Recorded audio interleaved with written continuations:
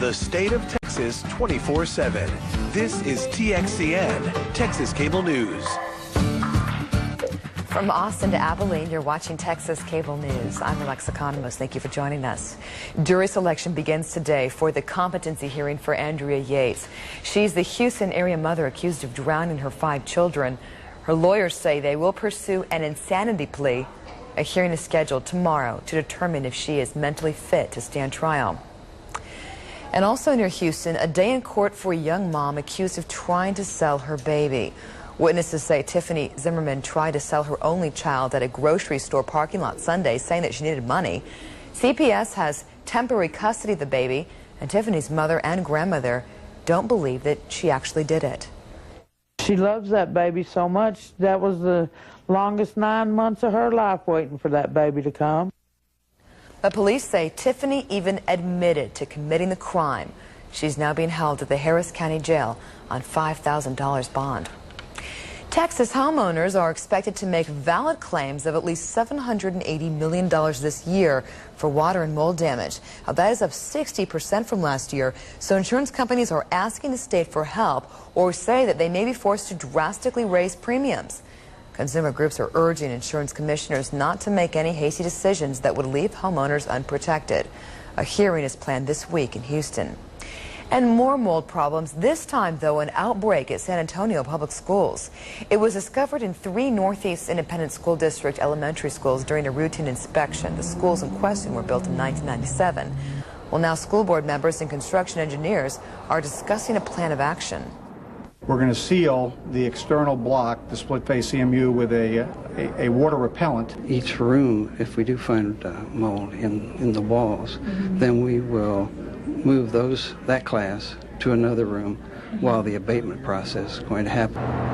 Letters from principals have already been sent home to parents detailing the procedures, and meetings will be held for the next 3 days for concerned parents with questions.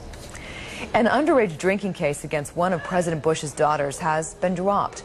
19-year-old Barbara Bush was ticketed in May at an Austin Mexican restaurant with twin sister Jenna. Well, yesterday, the minor in possession charges were dismissed because Barbara completed 8 hours of community service. She attended an alcohol awareness class, paid a court fine, and stayed out of trouble for 3 months. Houston has its own version of Chicago's cow parade. You can find 325 cows scattered around town, dressed to the nines. But the works of art received more attention yesterday after one was stolen. KOTU TV's Jeremy Diesel reports on the cow caper. There's nothing unusual about seeing a couple hundred head running around Texas. Generally not right downtown or up the street, but it's not the cows about town that are the mystery. It's the one that got away. Rustled, you might say, right out of its boots. Someone came out here, like the construction cow, decided they wanted it. I don't know. It's some kind of prank that's not funny. Kate Riley spent more than 100 hours building the cow called utter construction. She was screwed to a platform, staked to the ground. Not enough to keep her safe. The cow vanished around 2:15 a.m. Monday. Not without a trace. I saw 2 guys, and I'm not sure if there were any more, and they picked up the cow and put it in the back of the pickup truck. Oh my God! That's not a cow! These guys, now giving it back. A little worse for wear. Easy does it. Jared Clark and Ryan Burnett say they're no rustlers. They just stumbled across the cow, far from its grazing site. We almost ran over because it's sitting out on the road, so they took it home. And then today we hear the news and we're like, that's the cow that we have. We need to call somebody and tell them they can have their cow back. So they called the police. It could be a felony theft. But so far, no charges have been filed. Artist Kate Riley is just happy to see her hard work headed home. Be a part of the magic. Don't take away from it. You know, go and enjoy them and look at them and touch them, interact with them. They're great, but don't take them. Jeremy Diesel, Texas Cable News. More to come still here on Texas Cable News, but first, time to update your forecast with Brian Fowler over at the Texas Weather Center. Thank you, Alexa. Look at a few clouds out there this morning, but otherwise it is pretty quiet here in Texas. Let's check it out for you on the satellite, and as you'll see, most of the clouds today will be in West Texas. Now, then we are under a ridge of high pressure, and that's why the clouds in motion are moving in that clockwise fashion there. Because we are under a ridge, that's also going to keep us dry for the most part. Temperatures out there with a southeast wind across North Texas, 65 degrees. We're looking at a northeasterly breeze into the southern parts of the state, 69 in Houston, 72 right now in San Antonio.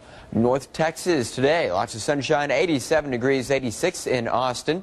Our overnight lows dropping in the low 60s again, 89 in Houston today, 87 San Antonio. Lows there about 65 tonight, 85 this afternoon in El Paso. Tonight we drop down to about 63 degrees. Is this cool, mild weather going to continue? We'll let you know. It's coming up in the 5-day forecast in 10 minutes. On Texas Cable News, TXCN. Today's forecast, part of Texas weather every 10 minutes on TXCN. From Plano to Denton down to Louisville too. Huffines has it. It's model year closeout time at the all-new Huffines Dodge Plano and Huffines Dodge Louisville. Pay just $18,999 on new 2001 Huffines Dodge Grand Caravan SEs, or pay just $19,995 on new 2001 Huffines Dodge Durangos at the all-new Huffines Dodge Plano at Plano Parkway in Ohio in Plano, and Huffines Dodge Louisville on I-35 in Louisville. I can't believe I waited so long to ask my doctor. It was just a couple of toenails, except they were all sick-like and yellow. I tried treating it myself from the outside. Nothing worked. So finally I just asked him. You know what he told me? It's an infection. An infection? One that lives deep inside and under the nail. He told me about Lamisil tablets. It's a prescription medicine that treats it deep in there where the infection lives. Not just on the surface. Nails it from the inside out. And it's the #1 prescription for this infection. After 3 months of treatment, I saw clear nails starting to grow. I saved $5 just by calling for this free kit. Lamisil isn't for people with liver or kidney problems. Rarely serious side effects on the liver or serious skin reactions have occurred, so your doctor may do blood tests. Other side effects, including headache, diarrhea, indigestion, and rash, were generally mild. Hey, you can't treat this yourself from the outside. You gotta see the doctor and ask him if Lamisil tablets are right for you. Lamisil tablets. Call now for your free kit and $5 savings. What are Texans talking about today? Tune in and find out weekdays at 4 o'clock on Texas Now. It's a fresh look at Texas news, sports, and weather. Here comes that front. More activity along that early Thursday morning. And we'll hear from you about the day's topic on the Singular Wireless Texas Talkback line. We have Kenneth in Dallas on the line. Sean in Temple. William in Killeen. Texas Now, featuring the Singular Wireless Texas Talkback line. Weekdays at 4 o'clock, only on Texas Cable News. This is the Texas Business Report on TXCN. We are heading into a critical time on Wall Street as earnings news will become even more important in the coming weeks. Lori Rothman explains now in today's Bloomberg Business Report. Good morning. Earnings pre-announcement season is just around the corner. Many companies have yet to tell investors that sales or profits will miss expectations. This morning, 2 chip companies are out with fresh financial guidance. Xilinx says its second quarter sales will fall 20 to 25% from the previous quarter. This is in line with the company's previous forecasts. But on the flip side, Vitesse Semiconductor said it will post a wider than expected fourth quarter loss. Vitesse said companies are ordering fewer chips because of an inventory glut and decreased spending. This is the third straight quarter the company has lowered its targets. The Dow and Nasdaq ended Monday's session little change. However, the S&P 500 rose for the first time in 5 sessions. Investors snapped up drug stocks like Pfizer, Bristol Myers Squibb. There's optimism their profits will hold up even as the economy slows. Here's a look at the numbers. The Dow Jones Industrial Average was virtually unchanged. The S&P 500 rose 6 points, lifting the index from a 3-year low it touched Friday, while the Nasdaq Composite Index tacked on 7 points. Newport Corporation is on our list of stocks to watch today. The telecom equipment maker says it's firing 10% of its workforce. This is the company's second round of job cuts in the last 2 months. And that's the latest in business at the New York Stock Exchange. I'm Lori Rothman with the Bloomberg Business Report. Your forecast is coming up in just a few minutes, but first in sports, the Dallas Stars get ready to start training camp as head coach Ken Hitchcock receives a reward for a job well done. Stay tuned, sports is coming up next.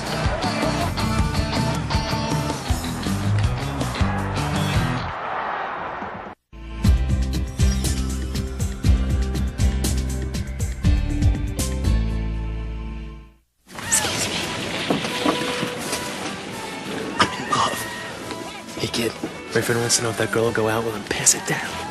Hey, Grandma, ask the girl on the NFC.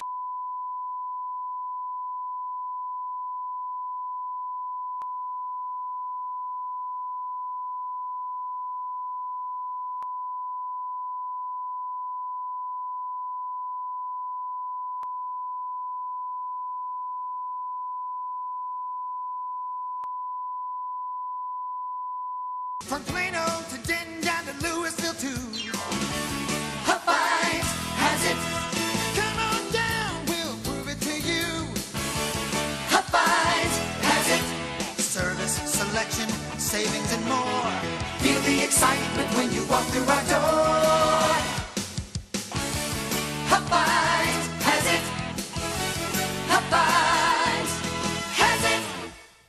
For the ride, for the handling, for the comfort, Toyo Tires. For the car enthusiast who expects a higher level of performance, Toyo is the brand of choice. An opinion seconded by the world's finest automakers, including Toyota, Nissan, Infiniti, Mazda, Mitsubishi, and Porsche, who each use Toyo for a smoother, better handling ride. Ask your dealer about Toyo, the tires driven to perform. Visit Ham's Tires in Dallas and in Fort Worth on Denton Highway. When you have money problems, just going to the mailbox can be frightening. It's the same when the phone rings. You know it's another creditor. I thought bankruptcy was the only way out. And then I called Ameridebt. Every day, Ameridebt helps more people with money problems. We're a nonprofit organization offering free consultations to consumers seeking to eliminate their debt. Now my balances are dropping, and I only have one small monthly payment. Call this number regardless of your situation. Ameridebt, helping America get out of debt. This is TXCN Sports. Last year, Mario Lemieux returned to hockey with great success, and now it appears that Michael Jordan is about to do the very same in basketball. After months of rumors, reports from Chicago say that his heiress will make an announcement at a news conference within the next 10 days. In the meantime, training camp is about to start at the American Airlines Center for the Dallas Stars. And for head coach Ken Hitchcock, it'll be a place he'll call home for a while. Here is Rich Pimenko now with TXCN Sports.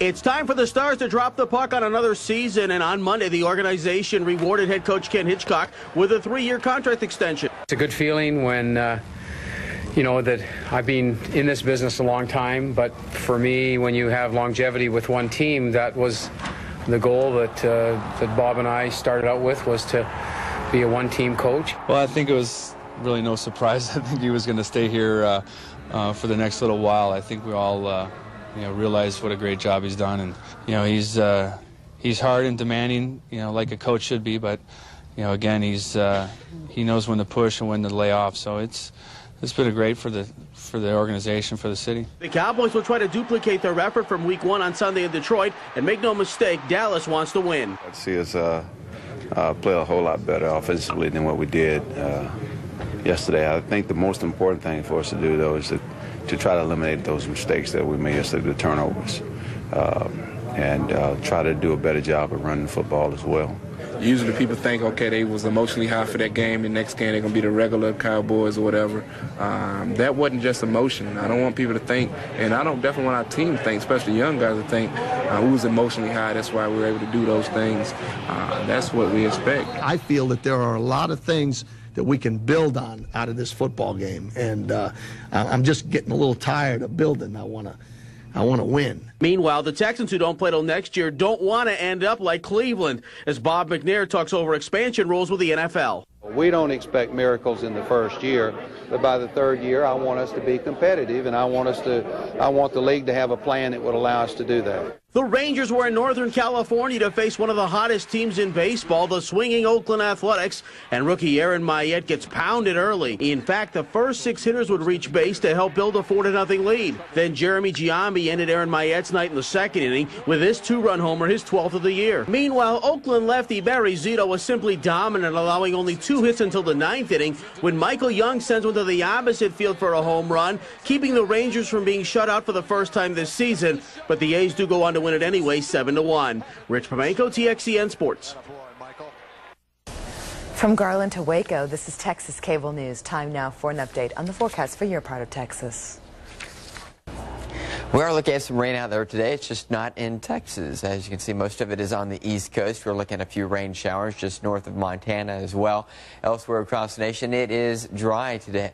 Let's go ahead and take a look at what's happening back here at home. A lot of cloud cover in West Texas. That's going to help keep our temperatures a little bit cooler for Midland and El Paso. A southeast wind developing across North Texas, and clear skies will only help to warm those temperatures up. In fact, your high in Dallas and Fort Worth today, about 87 degrees. The same goes for San Antonio. 89 on the coast in Houston. Will be 85 in El Paso. This is great weather we are experiencing. Temperatures are just at or just below normal for this time of the year across most cities in the state. Will be about 89 even in Brownsville and 88 in Amarillo.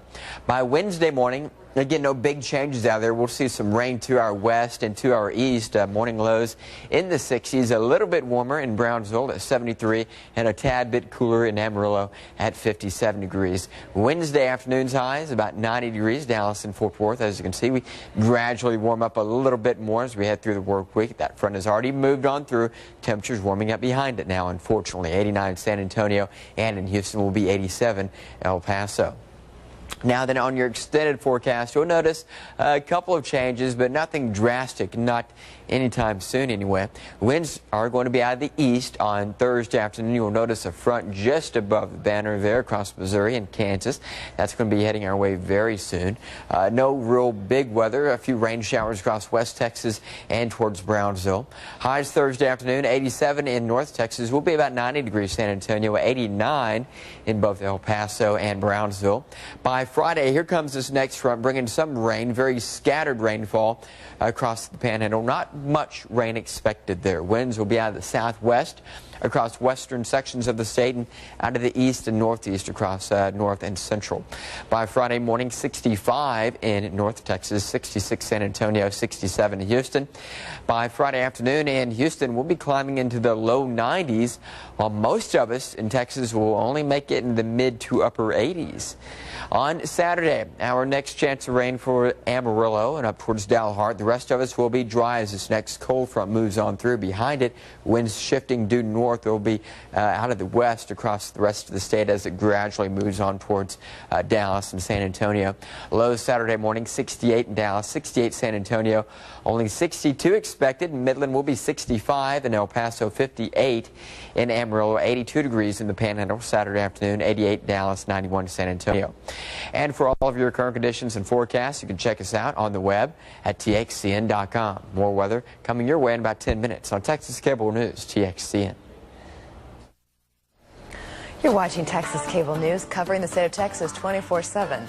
And we're back in just a moment.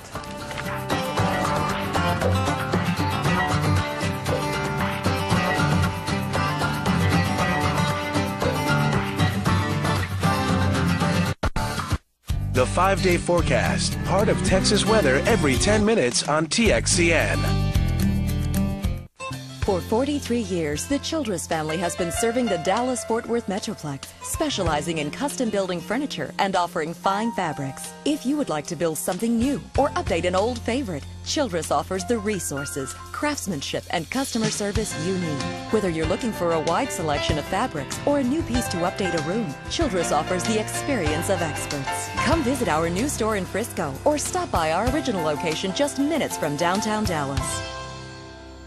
And so it gives me great pleasure on behalf of the entire community to welcome you to Maine.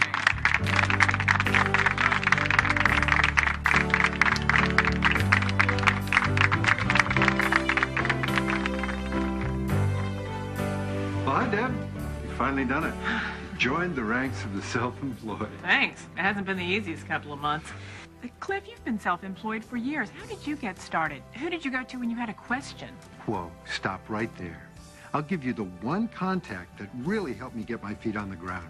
The National Association for the Self-Employed. They were able to answer my questions. They gave me some sound advice, plus they gave me great business, personal, and health benefits.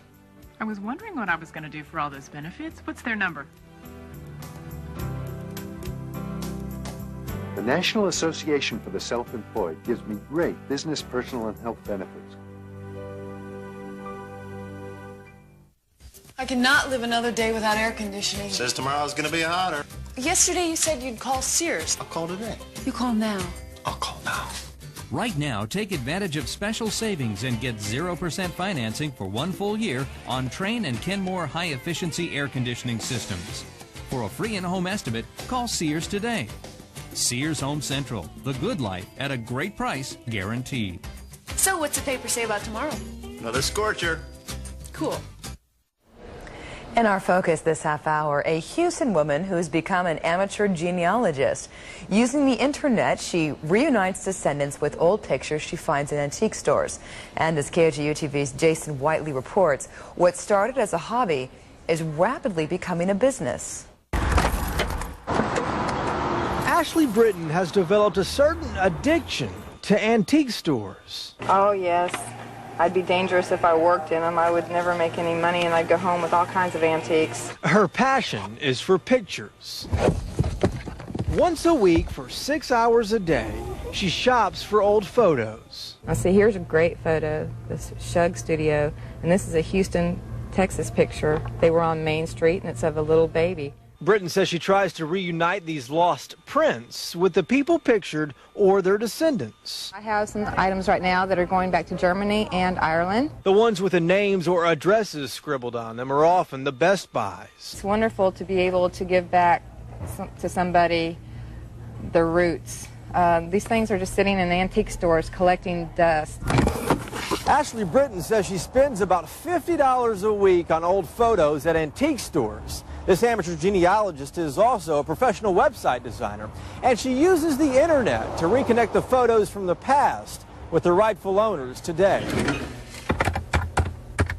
Here is where Ashley spends most of her time, behind a computer, scanning pictures and searching for their owners. This is one that's going to Ireland. Ashley says she charges people only what she pays. And in the last 4 years, she says she has reunited more than 270 photos. With thousands of pictures from the past still lost in the present, Ashley says she hopes to turn her rewarding hobby into a profitable business. Jason Whiteley, 11 News. More Texas headlines coming up in our next half an hour. But first, they promise to boost energy, prevent memory loss, and even build muscle. Coming up next, dietary supplements and how both doctors and Capitol Hill are searching for what works and what doesn't. So we'll have more on that coming up. But first, time to update the forecast for your part of Texas. Traveling today, let's check it out for you nationwide. A front moving through the Rockies, ridge of high pressure out east, and that's helping to dry us out here in Texas. Your forecast for this afternoon, we might get a little bit more rain in southern parts of the state. Some scattered showers across Florida with an area of low pressure, weak area of low pressure just offshore in the Gulf of Mexico. By Wednesday morning, looking at a little bit of rain falling across the Rockies. Temperatures today, look at that, just a small patch of 90s now since we are into mid-September almost. 80s from Texas through the plains, we're looking at 60s and even a few 50s up in extreme northern parts of North Dakota and Minnesota. How about that air quality forecast now? Let's check it out for you. Dallas is level orange, Beaumont level green, so is San Antonio, El Paso, and Houston level yellow. That means your air quality is moderate, but Dallas being level orange, that means sensitive groups need to limit that outdoor activity. In level green, that's good air quality. Let's check your statewide forecast now if you're going to be traveling here in Texas.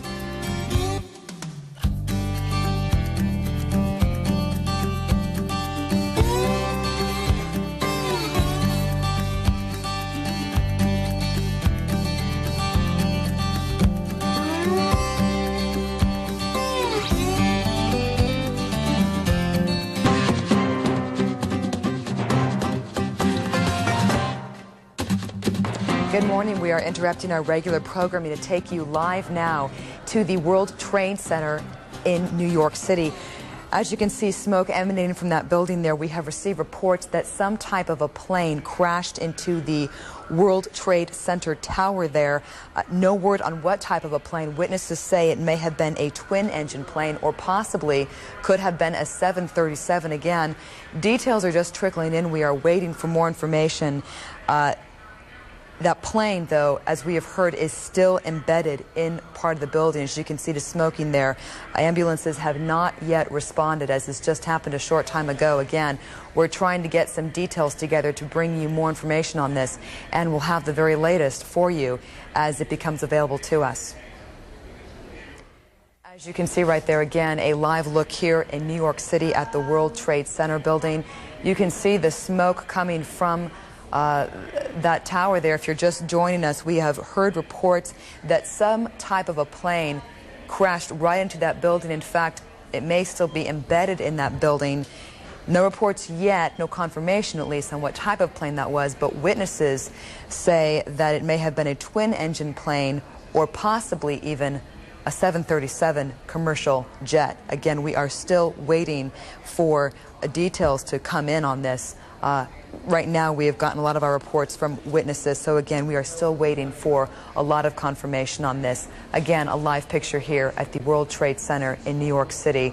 A plane apparently crashed into the tower there, and again, we're still waiting on more information. We'll bring you the very latest as it becomes available to us.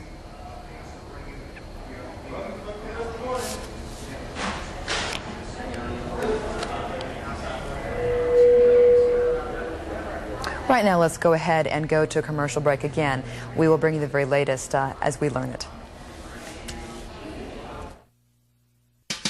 I came in contact with Bankers Financial because my parents and my brother had both done mortgages with them. We knew we were going to be needing to do some remodeling, and I feel like they have a product in the Purchase Plus that is difficult to find. I mean, we were able to do what we wanted and make it a beautiful home. If I were to have to do it all over again, I would definitely use Bankers Financial. Apply online through our link at TXCN.com or call us today for the latest loan rates and programs. It's back. TXCN and Sports Radio 1310 The Ticket. Let you make the call on the Dallas Cowboys postgame show. I get it big time. This season, after every Cowboys game, turn to TXCN and join Rich Phillips, Bob Sturm, Dale Hansen, and whoever else we can get to show up, throw down, and take your call.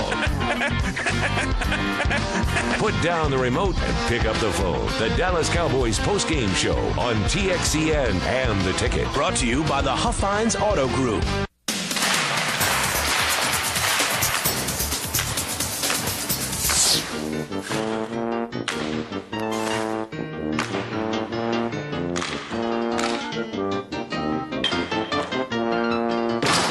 With no goalies, these shots are easy, but for a lot of kids, reaching their goal is a little tougher. We created the Mike Madonna Foundation to provide help because I believe every kid deserves a shot. Visit MikeMadonna.com to join our team, and you can help give kids a shot.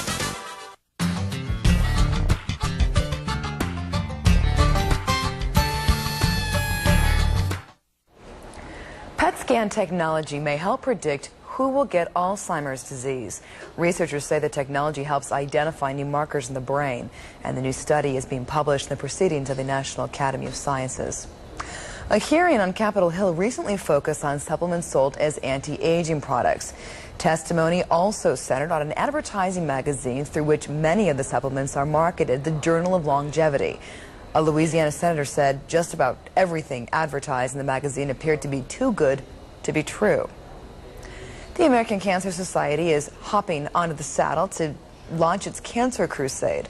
Organizers hope that within 1 year, thousands of rodeos and livestock will be part of the Cowboy Cancer Crusade. Now, the effort will focus on skin and tobacco-related cancers, which are the most preventable and most prevalent within cowboy-related groups. It's not just anti-aging products that are becoming more popular now. Some American doctors are taking their cure from Eastern practitioners. And now researchers are looking into herbal medicines to ease the side effects of chemotherapy. WFAA-TV's Gannett St. James has more. Chinese herbs. Some swear by them, others scoff. Now some doctors in San Francisco are trying to find out once and for all if they really work. All our patients ask us about this, and we really don't have good information that we can give them. Dr. Dabu Tripathi is studying 60 women with early-stage breast cancer to see if herbal therapy can reduce the unpleasant side effects of chemotherapy. We have a lot of effective drugs for things like nausea and fatigue, but they don't work for everybody. And most patients that go through chemotherapy do at some point experience side effects that are not controlled by standard medications. Half the patients get a mixture of 21 Chinese herbs. The other half gets a placebo. Hi, how are you? I hope I'm doing real good. When breast cancer patient Terry Markovitz learned she'd been given the herbs and not the placebo, she wasn't surprised. There was a woman who had chemotherapy at the same time I did, who was not on the study. And by the time we got to our cars together afterwards, she was vomiting, and I went shopping. Doctors warn they won't be sure herb therapy works until the study is finished, but Terry Markovitz can be counted among the believers. Janet St. James, Channel 8 News. You're watching Texas Cable News, covering the state of Texas 24/7, and we're back in just a moment.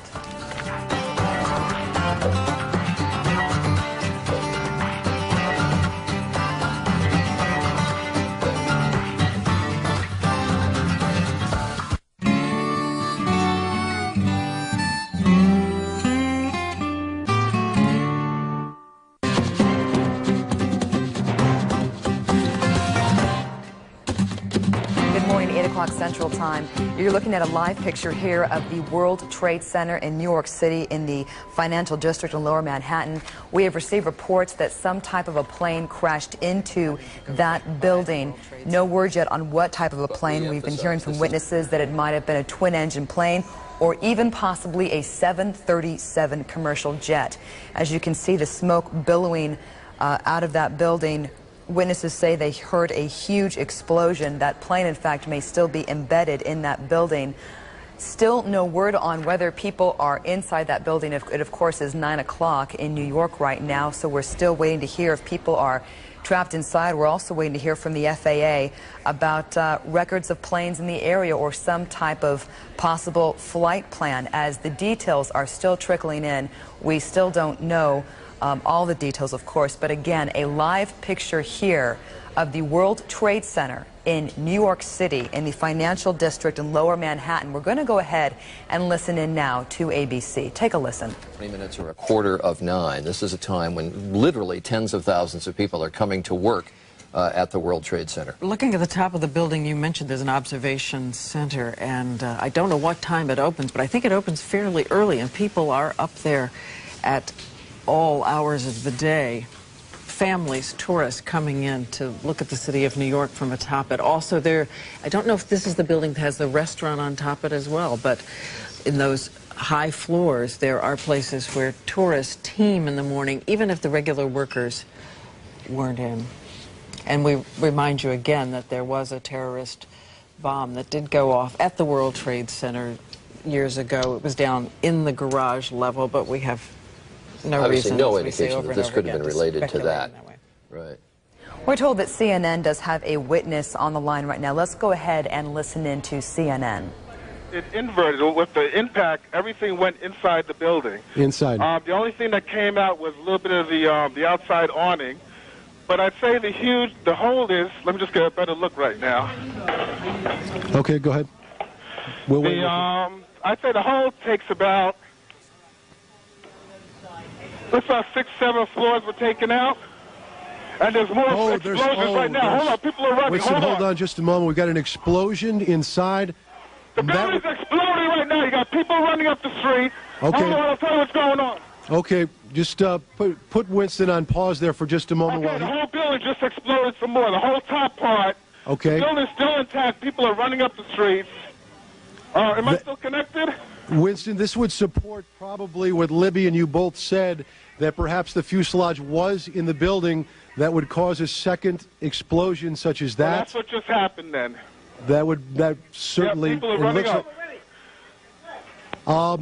We're getting word that perhaps. Okay, hold on. The people here are, everybody's panicking. All right, Winston, Winston, let me put Winston on hold for just a moment. Okay, I don't know how much longer we're staying. I'm inside of a diner right now. Well, Winston, you know what? If you could give us a call back, I just don't want to panic here on the air. Let's just take some of our pictures from News Chopper 7. Now, one of our producers said perhaps a second plane was involved, and let's not even speculate to that point, but at least put it out there that perhaps that may have happened. The second explosion would certainly back the theory from a couple of eyewitnesses that the plane fuselage perhaps stayed in those upper buildings. Now, if you look at the second building, there are two, that both twin towers now are on fire. Now, this was not the case, am I correct?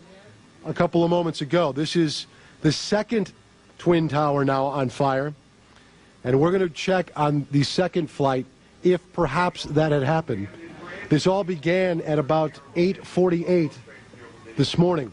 Again, what we know, in case you're just joining us, a small plane, not a Cessna type or 5 or 6 seater, but instead perhaps a passenger flight, ran into the north side of the World Trade Center. As you can see, the second explosion that you're looking at now in the second Twin Tower, it has spread much debris, much more debris than the first explosion or the first accident. Is Winston still on the line with us? Okay, he's not there, but do we have, I'll just talk to my producer, do we have an eyewitness that perhaps sees better than we do from these pictures? Again, you can see that there is debris falling off. Come on, dip. Okay, we actually have an Eyewitness News reporter, Dr. Jay Adlersberg, who was downtown at the time, and he is on the phone with us live. Dr. Jay, what can you tell us? Hello, Steve. I'm actually uptown at 86th and Riverside. I can see the World Trade Center from about half the building up to the top. And about 5 minutes ago, as I was watching the smoke, a small plane, it looked like a propeller plane, came in from the west, and about 20 or 25 stories below the top of the center, it disappeared for a second and then exploded behind a water tower, so I couldn't tell whether it hit the building or not, but it was very visible that a plane had come in at a low altitude and appeared to crash into the World Trade Center. Dr. J, we're going to take a look at videotape just moments ago of the second plane hitting the World Trade Center. That is spectacular pictures. I don't know if you could see the plane, and that too was a passenger plane, if perhaps some type of navigating system or some type of electronics would have put two planes into the World Trade Center within, it looks like, about 18 minutes of each other. You want to go to? We have another copy. There is the second plane, another passenger plane hitting the World Trade Center. These pictures are frightening indeed. These are just minutes between each other. So naturally, you will guess and you will speculate and perhaps ask the question, if some type of navigating equipment is awry, that two commuter planes would run into the World Trade Centers at the same time. Our director, you're speaking in my ear at this point. You are looking at live pictures right now of the World Trade Centers. Again, we now have two passenger planes within 18 minutes of each other smashing into the World Trade Centers. Dr. J, are you still with us on the phone? I'm still with you, Steve.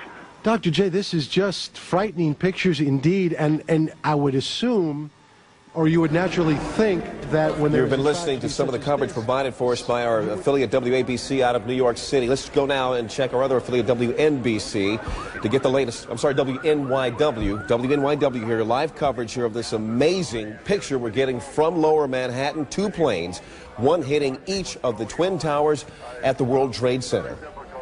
They come by and they say, what happened, what happened? And you just got to say something hit the building and then something hit both buildings. Well, we saw clearly, we didn't see the first one, but we saw clearly that a plane deliberately crashed into one of the upper floors of the World Trade Center. That was the second plane. So two planes crashed into the upper floors of each of the World Trade Center towers. And I understand now that Port Authority headquarters are in one of those buildings somewhere near that location. Jim, I don't know whether we've confirmed that this was an aircraft, or to be more specific, some people said they thought they saw a missile. I don't know how people could differentiate, but we might keep open the possibility that this was a missile attack on these buildings. Ali, I must say that we have an eyewitness who said it was a large plane that crashed first. And then as we were watching the live picture here in the studio, we saw a plane crash into the other tower of the World Trade Center. And again, let's just to be sure, there it is. There it is. The plane went right through the other tower of the World Trade Center. That is a very hard thing to watch. And clearly, these are incredible pictures that we're watching this morning. These, thanks to our affiliate WNYW in New York. You are looking at this picture. It is the Twin Towers of the World Trade Center, both of them being damaged by impacts from planes. We saw one happen at about maybe 9 minutes before the top of the hour, and just moments ago, so maybe 18 minutes after the first impact, the second tower was impacted by another, what appeared to be another passenger plane. In fact, we've got some tape replay of that. Do we have the tape available right now? Here's the plate. Here is the tape. You see the plane coming in from what looks like the east side, and it blows into the building with the flames and the smoke billowing out the other side of the tower. It's hard for me to tell exactly which is the north side and which is the south side, but it appears it's coming out of the north side there. Incredible pictures. These happened just moments ago. And I believe we have someone with us on the line. Ira Firmer? We have Ira Firmer, the former NTSB spokesman, and you're watching these pictures as well with us, are you not? Yeah, I'm with you on CNN. What can you make of what we have seen, and particularly with this replay we just saw moments ago? That's absolutely inexplicable. There shouldn't be any aircraft in that area, much less something heading what looked like deliberately for the World Trade Center tower. You don't think there's any way this could be any kind of an accident, no kind of a navigational equipment failure or some sort of a navigational quirk by beacons or whatever? No, you've got incredibly good visibility at this point, and no pilot is going to be relying on navigational equipment in such a circumstance that would cause them to crash into the World Trade Center. How far out of the way from an approach to either LaGuardia or Kennedy would a plane have to be to hit the World Trade Center? There are approaches that come up along the Hudson River, which is to the west of the World Trade Center, and those aircraft usually wind up going into LaGuardia.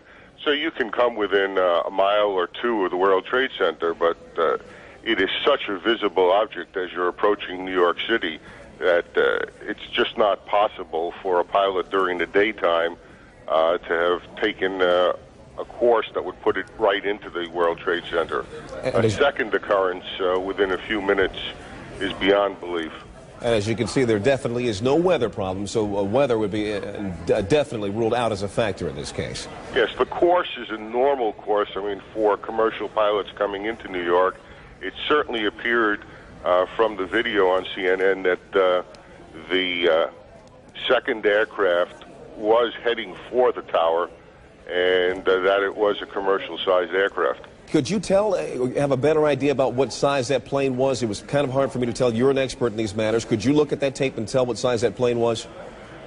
It would have to be slowed down, and you'd need more than one angle for it because you'd want to see how many engines on it, the shape of the tail. Well, if it's possible, gang, could we go ahead and replay that tape right now? Do we have the tape ready of the second plane impacting? We're going to put that tape on in just a second. Here, we're about to roll it now.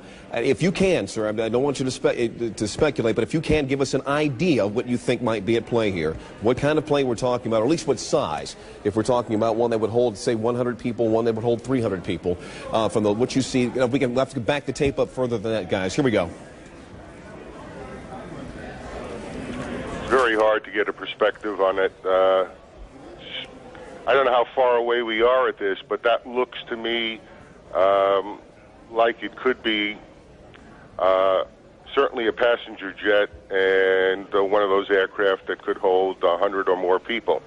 I caution you at this point to wonder whether or not that airplane was occupied by more than just a pilot or crew. We don't necessarily know that there were any passengers aboard that airplane.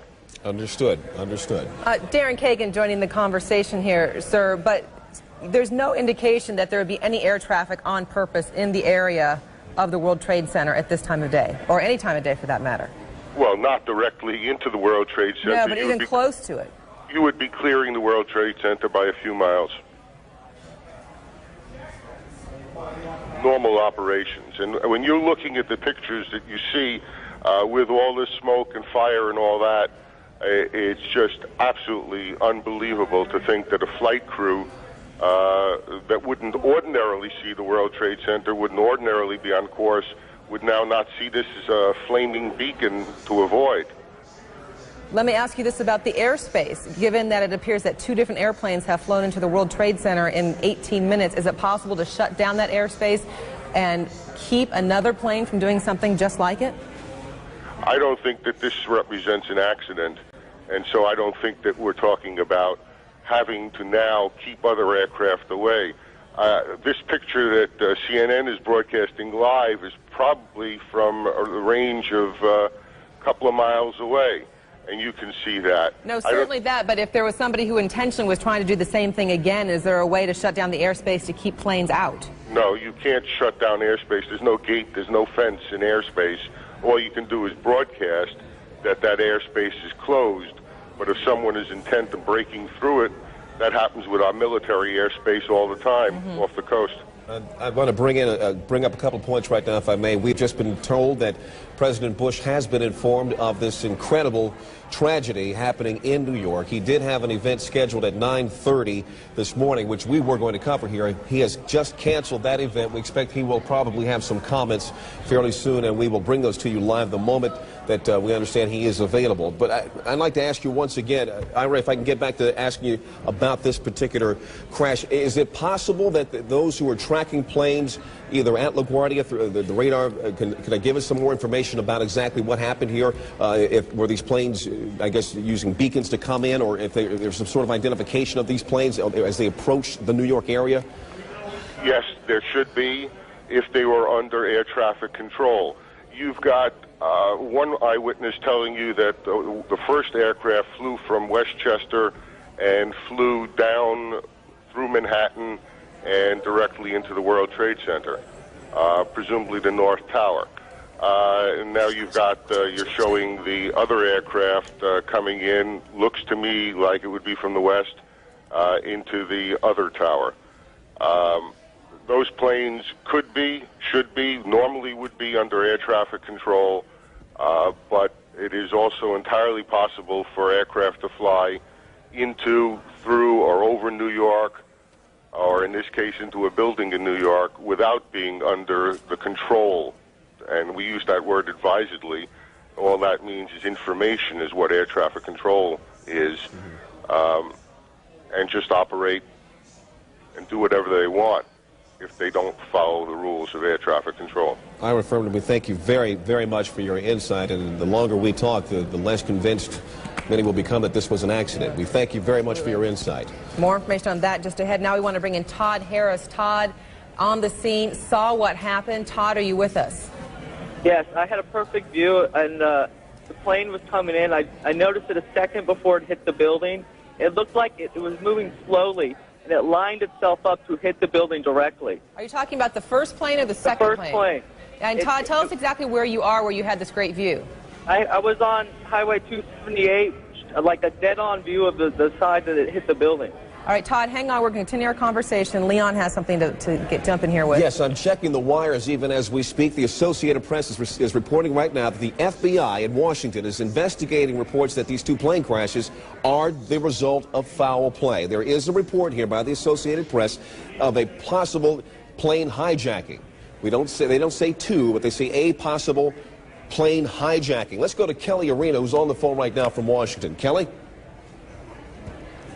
Hello, Kelly. Kelly Arena, are you there? All right, Kelly Arena. Okay, there's Kelly. Kelly, what have you learned? Okay, well, an FBI official has just told CNN that they are investigating, but they have not yet determined whether or not this was indeed a terrorist act. The official that I spoke to said that so far there has been no communication, no one claiming responsibility for either of those crashes. There is an investigation underway. If there is anything to be said officially, it will come out of the New York City field office of the FBI, which is right now involved in that investigation to find out whether or not it was. But I have to tell you, I repeat, right now the FBI has not determined whether or not this is a terrorist act, although they are investigating. All right, thank you very much. Kelly Arena, we appreciate that. Darren, let's go ahead and bring back in Todd Harris. Todd, are you still with us? We don't have Todd. Okay, once again, if you're just joining us, the breaking story that we're following out of New York City, within the span of 18 minutes, two separate planes crashing into the World Trade Center. The rescue operations underway, not clear. We're going to show you, this is the second plane after the first tower was already on fire. This happened just minutes ago. We'll let the pictures tell the story. You saw it live here on CNN as it happened. The plane crashed right into the side of the World Trade Center, causing a huge explosion. Now, as we speak, and we're showing you live pictures now, smoke and fire taking place in both towers of the World Trade Center. And it appeared that second plane that we actually did have on videotape, on its approach toward that tower, actually turned. And I have to think, I'm not an expert in these things, so I don't know, but it would seem as though that move actually may have caused much more damage. These are incredible pictures, as you can see here. Let's keep the pictures up as we go ahead and talk to more eyewitnesses. Joe Trachtenberg joining us on the phone. Joe, are you with us? Yes, I am. Can you tell us what your vantage point is and what you've seen so far? Well, we got. I heard on the radio that one of the towers was on fire, and we went to a high point in our building, which is on the 25th floor, and you had a clear view of the both World Trade Centers, and the one tower was smoking hard. And there was another plane that was flying low, and we just looked at it, and before you know it, just kamikaze, boom, right into the other tower, and mass explosion, windows flying. It was horrible. I'm still distraught looking at it. Were you close enough to see or get a general idea of what kind of plane that was that flew in the second time? Well, I'm not an expert on planes, but it wasn't didn't seem like a big passenger jet. It was a smaller type plane because it made some pretty radical turn, and you know, they were flying low, and you're not used to see big planes flying over Manhattan because I don't think you're allowed to, but it was pretty tough. And explain to me again what your vantage point is, where you are in the city looking at this. We're in Chelsea. It's like 25th Street and 7th Avenue, and it's clear looking all the way downtown, and you could see the buildings, you know, the whole downtown, because it's a clear day, and it's a disaster. And once again, describe for us what you saw as that plane went to the second building. That plane just flew straight into the second building on the downtown side, it appeared. It was just a huge explosion, and smoke just immediately, and fire started immediately coming from the second tower as it hit, and there was glass flying everywhere. All right, looks like we have a little bit of audio problem with that, so I'm going to say thanks to Joe Trachtenberg for talking to us and telling us what he saw. We were watching it right here, live on CNN, as that plane went in. He had a closer vantage point and could see, as you heard Leon, he was saying he doesn't think it was a big jet, but a smaller plane, closer up from where he could see it. Well, we do have a tape of a recounting by another witness, another eyewitness. We're going to go to some tape that we're getting for our affiliate WABC in New York, where they interviewed an eyewitness who saw the second crash as it happened. I'd say the whole takes about, let's say 6, 7 floors were taken out. And there's more explosions right now. Hold on, people are running. Hold on just a moment. We've got an explosion inside. The building's exploding right now. You got people running up the street. Okay. Hold on, I'll tell you what's going on. Okay, just put Winston on pause there for just a moment. Okay, the whole building just exploded some more. The whole top part. Okay. The building's still intact. People are running up the streets. Am I still connected? Winston, this would support probably what Libby and you both said, that perhaps the fuselage was in the building that would cause a second explosion such as that. Well, that's what just happened then. That certainly. Yeah, people are running up. We're getting word that perhaps. Okay, hold on. The people here everybody's panicking. Keep in mind that the first plane hit about 8:48 a.m., so there had to already be a number of people at work inside the World Trade Center. We're going to go right now, bring in Rose Arce, one of our producers here at CNN. She's with us on the phone and has with her a number of people who have escaped the building. Rose. Yes, there's a huge crowd. I'd say about hundreds of people on the streets that come from south to north. I've been really thousands of people that have been running from inside these buildings. You know, it's a very heavily trafficked area in downtown, the World Trade Center. Many of them were inside the building when they felt the explosion. And they say there was just pandemonium. There was no warning, no alarms, no anything. Everyone just raced from their desks, ran downstairs, and now there's a steady stream of folks running away from the building. Some people saying that they're fearing there'll be another explosion, and when they saw the second plane, convinced that this was dangerous, there's just an absolute flood of folks escaping downtown Manhattan right now. And Rose, do you have anybody with you that could talk about being inside the World Trade Center when this happened? Right now, honestly, there are scores of people that are literally running by me. There's debris on the base of the building that has continued to fall, as you know, even as far as a block away from the building. And what's happened is that everyone seems to have figured out that there's ongoing danger, and there's just a stream of folks running as quickly as they can uptown away from this. Understandably. What about rescue efforts? I would imagine there's still a number of people inside those buildings. Well, right now what you see is there's trucks trying to get through, and people have actually jumped from the crowd and are trying to help direct traffic to try to get emergency vehicles there. There is no traffic going in the other direction, but because of the flow of people, it looks like some emergency vehicles are actually having trouble getting to the scene.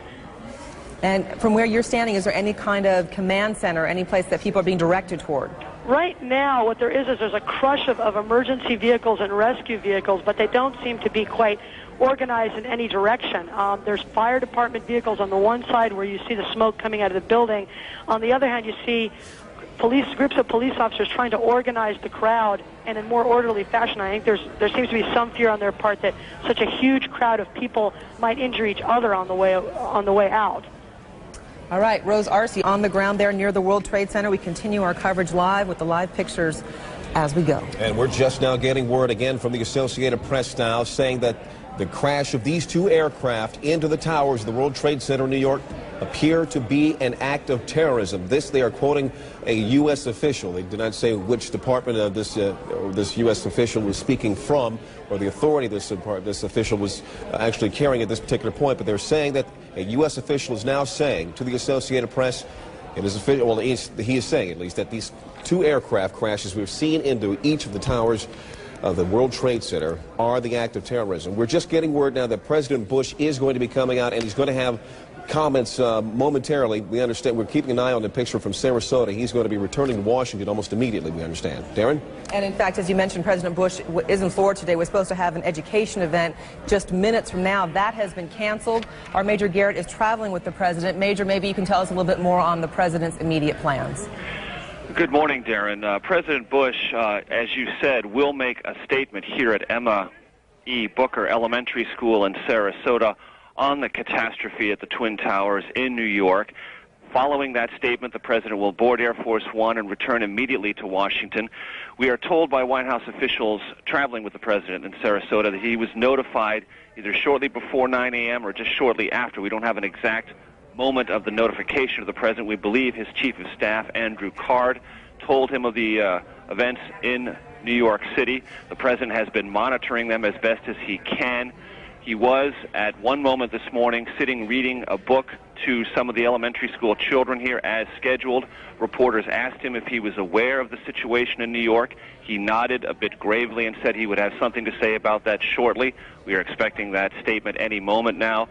I can tell you here in Sarasota, with those traveling with the president, they are trying to sift through all of the amazing and terrifying both pictures and details as they can get them from New York City, but no confirmation here from White House officials about what this in fact is, whether it's accident or terrorism. They are trying to gather information as best they can, give it to the president, and trying to keep things on a very calm and even keel if possible. And on that note, Major, it sounds like that exchange of questions with the president came at what would be a sensitive time if he was sitting in front of a bunch of school children and not wanting to scare the children. Well, precisely. And the president has a way of letting reporters know that it's either an appropriate time or an inappropriate time to take questions. He does that in many different environments, many different situations. Clearly this morning with the crowd of children, he wanted to keep an even keel, keep the situation under control as best as possible. He just nodded and said, we'll talk about this later. Right. So once again, we do expect to hear from the president soon, a time frame on that. Within the next 10 minutes or so. Again, things are very much in flux, things are a bit confused. The event here, which was scheduled to talk about education reform, talk about the importance of reading, that has been scrubbed, and the president is trying to gather whatever information, all the information he can from various White House sources, make a statement, and then get aboard Air Force One, get back to Washington just as soon as he can. Major Garrett traveling with the president in Sarasota, Florida. Major, thank you very much. And of course, as soon as the president begins to speak, you'll see those comments live here on CNN. Leon. I want to just inform you that we just gotten word, according to Reuters news service, trading on the markets in New York have been postponed indefinitely. And we will try to keep an eye on that, but can't expect that to happen, get underway anytime soon. But we just heard our Major Garrett mention moments ago this investigation. We're just now getting reports here, the Associated Press, saying that U.S. officials are saying this is an act of terrorism. Let's go now to our David Enzor, who's on the phone right now, and give us some more information on what may be at stake there. David. Well, Leon, I can just tell you that U.S. officials are also telling me that this is clearly not an accident in their view, and they do believe that terrorism is at the root of this. They believe this is a terrorist act. However, they have very little other information. Obviously, law enforcement agencies will be taking the lead on this, trying to find out who was flying the planes, whether they had in fact been turned away from on. So very little information. David, we're going to have to cut you off. President Bush is speaking. For a moment for America.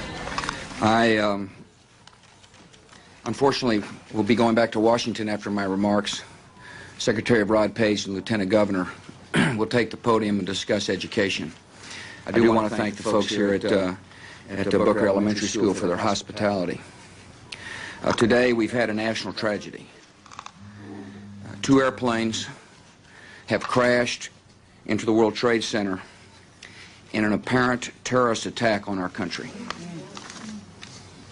I have spoken to the Vice President, to the Governor of New York, to the Director of the FBI, and have ordered that the full resources of the federal government go to help the victims and their families, and to conduct a full-scale investigation to hunt down and to find those folks who committed this act. Terrorism against our nation will not stand. And now, if you join me in a moment of silence.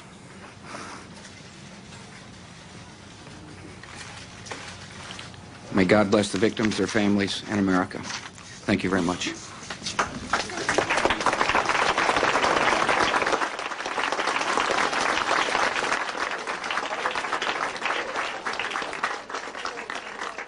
U.S. soil. They're mentioning the 2 planes that have crashed into the World Trade Center this morning. It says a full-scale investigation is underway to hunt down those responsible for this, saying terrorism will not stand. And Leon, on the heels of the president's remarks, CNN has learned that at least one of the planes involved in this hit on the World Trade Center was an American Airlines 767, a Boeing aircraft that took off from Boston. What happened to that airplane as it took off from Boston and how it ended up at the World Trade Center, our details we'll have to fill in as we go. But let's go ahead and bring in our David Ensor. David, you were saying before we interrupted you for the president's remarks. Well, unfortunately, the amount of detail that the officials who are tracking this have is pretty sketchy at this point. But I was just saying that officials are calling this an act of terrorism. They're saying that's clearly what it is, clearly not an accident. And law enforcement agencies, the FBI and others, will be taking the lead on this, officials say. And clearly, obviously, they will first try to ascertain who did this. What nationality are they? What's behind this? That's really all I can say. There are several places around the government. There are groups of officials gathering and setting up crisis centers to try and deal with the flow of information on this, which, as you can imagine, is going to be considerable as the day progresses. And so far, as far as we know, no one has been taking responsibility for this. There have been no claims of responsibility, and U.S. intelligence officials say they had no warning of anything like this coming along. All right, David Ensor, thank you for joining us on the phone. Once again, you can see that information at the bottom of your screen. 2 different planes have flown into the World Trade Center within the last hour. One plane was an American Airlines Boeing 767 from Boston. In terms of how many people were on board that plane and if it was forcibly taken from Boston into New York, we still have yet to learn. We're joined now on the telephone by the former Federal Emergency Management Agency Director James Lee Witt. Director Witt, you're watching these pictures with us this morning. Your comments? Well, it's just horrible. There's no doubt. I did see the one plane flying into the building. It's just unbelievable, something like this. But, you know, we've been for several years now, we've been working on terrorist-type events, and, and this is apparently one of those events. Do not know yet, but apparently it could be. And right now, I know I really feel for those families, but Richie and the New York Emergency Management, the state of New York, and I know they're very busy right now in the FBI and law enforcement. But this is one of those crisis management as well as a consequence management situation that they're going to have to be dealing with. You know, the first thing that's calls to mind to many of us who have been here to cover these events was the World Trade Center bombing back in was in '96 when that bombing occurred. Yes. And you were director of FEMA at that particular time. Since then, has there been a plan put in place to for something like this, to recover from this, or to actually to go through the exercises necessary to get people out and to recover from it? Well, they have a very good plan in place, and for even events, not as this. I don't think I don't know if they put a plan in place for airline crashing into it, but I know they take every scenario they could think of and try to deal with a plan that will help them respond in the most effective way. And we even practice airplanes flying into igloos, and at some of the arsenals around the United States. So you try to practice for everything you can think of and hope for the best, and that you can be able to respond and hope none of this happens. But well, on that note, then, did you run any kinds of tests at all, or any kinds of, I don't know, theoretical tests or computer tests or anything on something like this? We didn't. I'm not sure if New York City did. I'm sure they did.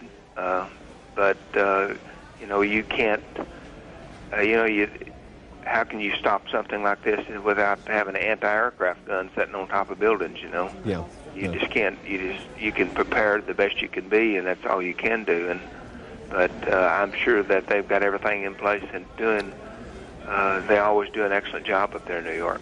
Director James Lee Witt, former director of FEMA, we thank you very much for your time this morning. We'll be talking with you later on. As we continue our coverage, our Aaron Brown in New York City joining us now. Aaron, we can see over your left shoulder there the building still smoldering of the World Trade Center. Well, it is a grotesque sight to look at from about 30 blocks away from where we are. For those of you just joining us, let's just briefly recap what we know. About an hour ago, about 8:45 Eastern Time, one plane crashed into the tower, the World Trade Center tower on the right, the first of those towers that you can see behind me. And then about a half hour later, a second plane crashed into the tower number 2. That's the one to the left, where the darker smoke is billowing out right now.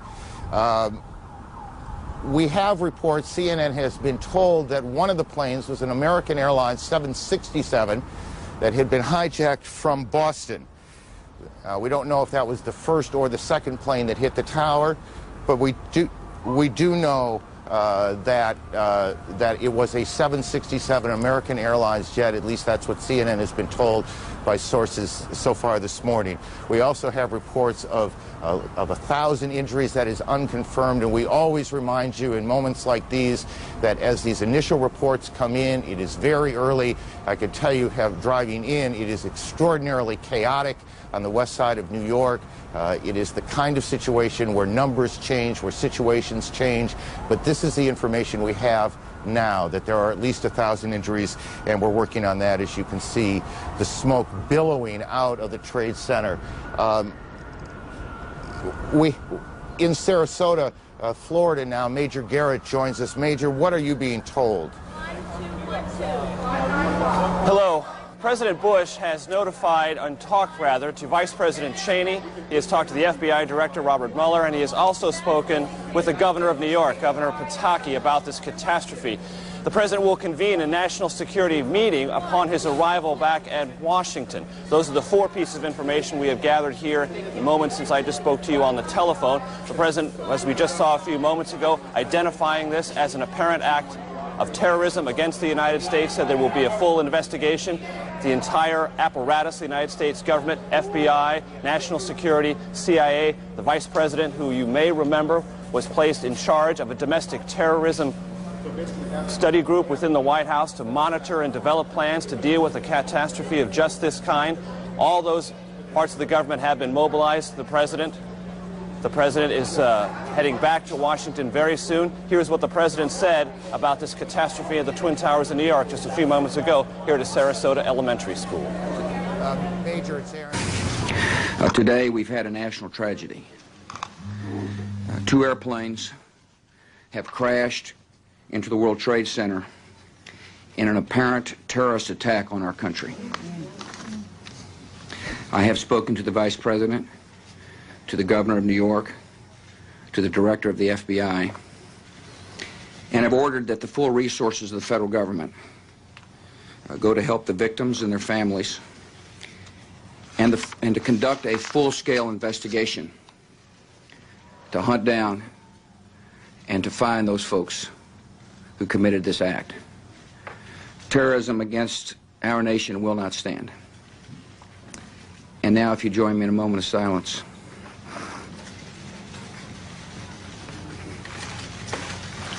May God bless the victims, their families, and America. Thank you very much. The president was first. Again, 2 planes have crashed into the World Trade Center towers, 110 stories tall, each in New York City. The FBI says that this is certainly no accident. They believe that this is indeed a terrorist act. So far, no one has claimed responsibility, and there was absolutely no warning of this, the FBI says. Here is what we know at this time as details continue to trickle in on this Tuesday morning. One of those airplanes involved, we don't know if this was the first plane crash or the second, was an American Airlines 767 Boeing aircraft that took off or was hijacked from Boston. We do not know how many people were on board this aircraft. We're still trying to gather that kind of information. As for the second plane, we do not know what kind of plane was involved in that second crash that happened just 18 minutes after the first crash. Witnesses do say, though, that they believe it was a smaller plane. We are still awaiting word on victims and casualties and rescue efforts. CNN does report that at least 1,000 injuries have been reported. Again, this is very new information still trickling in, but the FBI does believe that this is most certainly an act of terrorism. Now, some background here on the World Trade Center in New York. The towers were struck by Muslim bombers in 1993. This did kill 6 people. Again, as for casualties and injuries in this incident, in these incidents, we always like to remind you that we are just getting this information in. Exact numbers have not come in just yet. Let's go ahead and listen in. We underline the point that it is postponed. We are not going to see the business of America deferred because of terrorism, whether it's in education or in any area of public policy. We're looking forward to hearing from the First Lady on a subject matter which is of central concern to all families in this country, and because of her experience and her leadership, this committee and the Congress and the American people would have benefited greatly from her comments, and we will look forward to an early Senator Ted Kennedy in Washington. Chris Plant, a CNN producer, is at the Pentagon, where there is a significant fire. Chris, you're on the phone. Can you hear me okay? Yes, I can hear you just fine. Tell me what you know.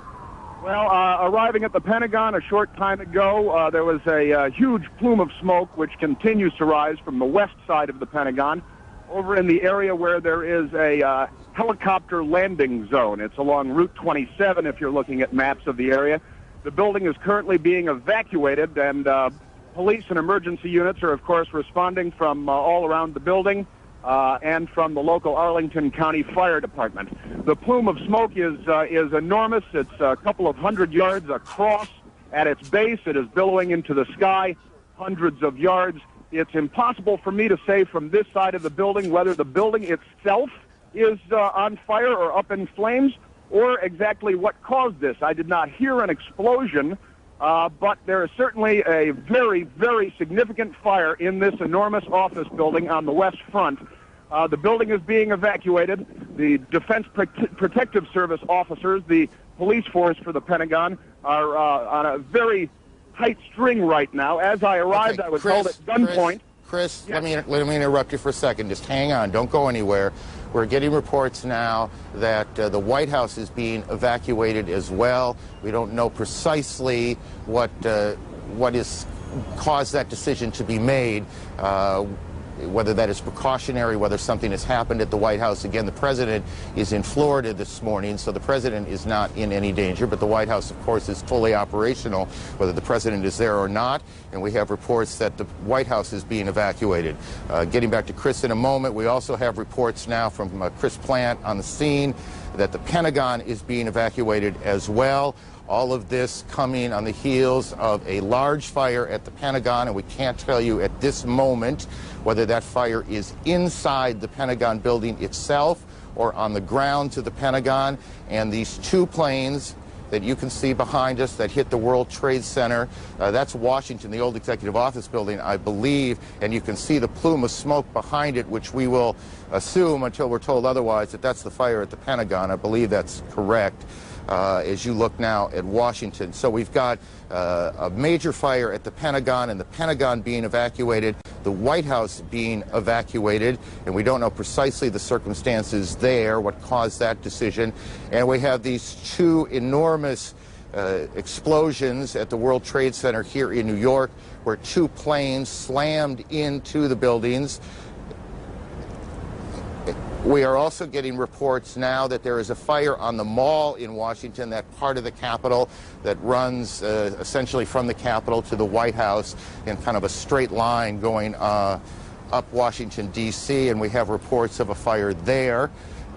What you're looking at now is Washington, at least if I can see the monitor in front of me. It's a little tricky from where we are, but that looks to me like the old executive office building, and then in back of it you see the large plume of smoke. Here in New York, sirens everywhere, people out on the streets staring at this grotesque scene of the World Trade Center buildings. It was in February of '93, if memory serves me correctly, that there was an attack, a terrorist attack on the World Trade Center. Bomb exploded in the garage of the Trade Center on that day in February of '93. Here we are in the year 2001, and what appears to be deliberate attacks on the World Trade Center. And then we have these two reports out of Washington, the fire at the Pentagon. Chris Plant is still on the phone, I do believe. And we'll get to him in a second. Greta Van Susteren is at National Airport in Washington. Greta, what are you hearing? I just got off my plane. I was headed to New York. Planes were stalled. I'm at National Airport on the parking lot. I heard a huge noise. I looked over in the direction of the Pentagon. There's a huge plume of smoke coming from that area. I can't verify it's the Pentagon because there are these buildings in the way. You see particles coming down in the air, some sort of white particles. I can't tell what that is. I'd heard a noise slightly before I'd seen the smoke. I don't know if it's an airplane, if it's a bomb, but it was certainly something, and obviously there's a terrific fire going on. The skies are clear here except for the tremendous amount of smoke that's coming from there. Lots of sirens from all different directions, and of course a lot of uncertainty here at National Airport. Greta, thank you. I want to just again recap as we pick up small pieces of information along the way. Associated Press is reporting that it was a plane that crashed at the Pentagon, and the Pentagon is being evacuated. There is a large fire there, and that is the smoke you see in the shot that you are looking at now. Whether that fire is in the building itself or outside, we have not yet confirmed. There is a fire on the Mall in Washington. The cause of the fire on the Mall in Washington, we cannot yet tell you. We can tell you that the White House has been evacuated, and we can tell you that two planes have crashed into the World Trade Center in New York. All of this began just a little more than an hour ago at about 8:45 Eastern Time. Chris Plant, tell me what you've learned since we last talked. Well, in speaking to people here at the Pentagon as they're being evacuated from the building, I am told by several people that there was, in fact, an explosion. I was told by one witness, an Air Force senior enlisted man, that he was outside when it occurred. He said that he saw a helicopter circle the building. He said that it appeared to be a U.S. military helicopter, and that it disappeared behind the building where the helicopter landing zone is. Excuse me. And that he then saw a fireball go into the sky. I'm attempting to make my way around to that side of the building in my car right now to see if I can get a better visual perspective on the scene on that side of the building. But I can tell you that security has certainly clamped down. The U.S. Park Police, another federal law enforcement department, has arrived in force on the scene. There's a Park Police helicopter overhead. Every car that arrives at the gate where I was located was being stopped by officers at gunpoint. Everyone is being forced out of their vehicles as they arrive at the Pentagon. It's a very tense situation, obviously, but initial reports from witnesses indicate that there was, in fact, a helicopter circling the building, contrary to what the AP reported, according to the witnesses I've spoken to anyway, and that this helicopter disappeared behind the building and that there was then an explosion. That's about all I have from here. Okay, let's do this, Chris. Why don't you continue reporting, and we'll pass along a couple of other things that we're picking up along the way. Trading at the New York Stock Exchange. The Stock Exchange, as many of you probably know, but some of you don't, is in that part of Lower Manhattan, not quite as far down as the Trade Center, but it is in that part of Lower Manhattan, and trading has been suspended there. Bridges and tunnels coming into New York have been closed. That will create a whole different set of problems. We are also being told that the FAA has suspended takeoffs and landings, and I want to make sure I get this right, guys, that in at all airports around the country. Air travel in this country has come to a halt this morning, as clearly people in government, police forces, fire departments are trying to figure out what exactly is going on. There are several now incidents that look, for all that we can tell, to be a major terrorist attack here in the United States. So all airports all across the country are closed. All bridges and tunnels coming into Manhattan are closed. The Pentagon has been evacuated, or is being evacuated. The White House is being evacuated. The president, who is in Sarasota today to make a speech on education, has spoken briefly to cameras and will shortly make his way back to Washington. They are checking out Air Force One now. Let's go to Atlanta. Chad Myers can talk to us a bit about the air traffic problems. Chad, are you there? Aaron, yes. All of the airports across the country have been shut down. We started with Zone New York, which includes Islip, Newark, JFK, LaGuardia, all the way down to Philadelphia, and then IAH, Houston, and then San Francisco, and then LA. They were just falling like a deck of cards, and then all of a sudden the FAA just said, we're shutting down everything. All flights have been canceled for another 7 hours, which is about 5 o'clock Eastern time, and then we'll reignite there. We'll take a look what's going on after that. The probability of extension, as they call that, is high, which means even after 5 o'clock, the airports may still be shut down. We'll keep watching it for you here from Atlanta. Chad, and if you don't know, just say you don't know. Can you recall a situation where every airport in the country had been shut down? Absolutely not, except in wartime, of course, Aaron, and obviously this is not that.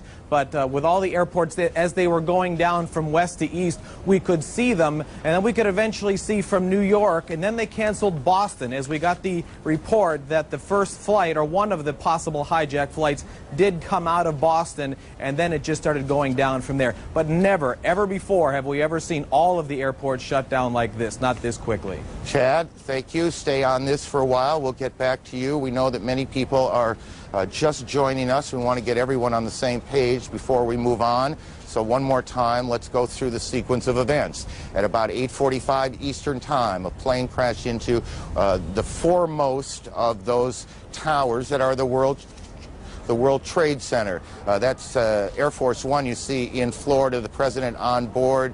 Obviously extraordinary security around the plane before the president got on, and the president is heading back to Washington. A short time ago, the president made a statement. He said, terrorism against our nation will not stand. The government will hunt down those responsible. Mr. Bush said today, we've had a national tragedy. 2 planes have crashed into the World Trade Center in an apparent terrorist attack on the country. And we also have a report now that it was a plane that crashed into the Pentagon, and we have a large fire at the Pentagon. The Pentagon is being evacuated as we speak now. The White House has been evacuated as well. CNN's John King joins us on the phone. John. Aaron, I'm standing in Lafayette Park directly across from the White House, perhaps about 200 yards from the White House residence itself. The Secret Service has pushed most people all the way back to the other side of the park, trying to avoid having that done to me at the moment.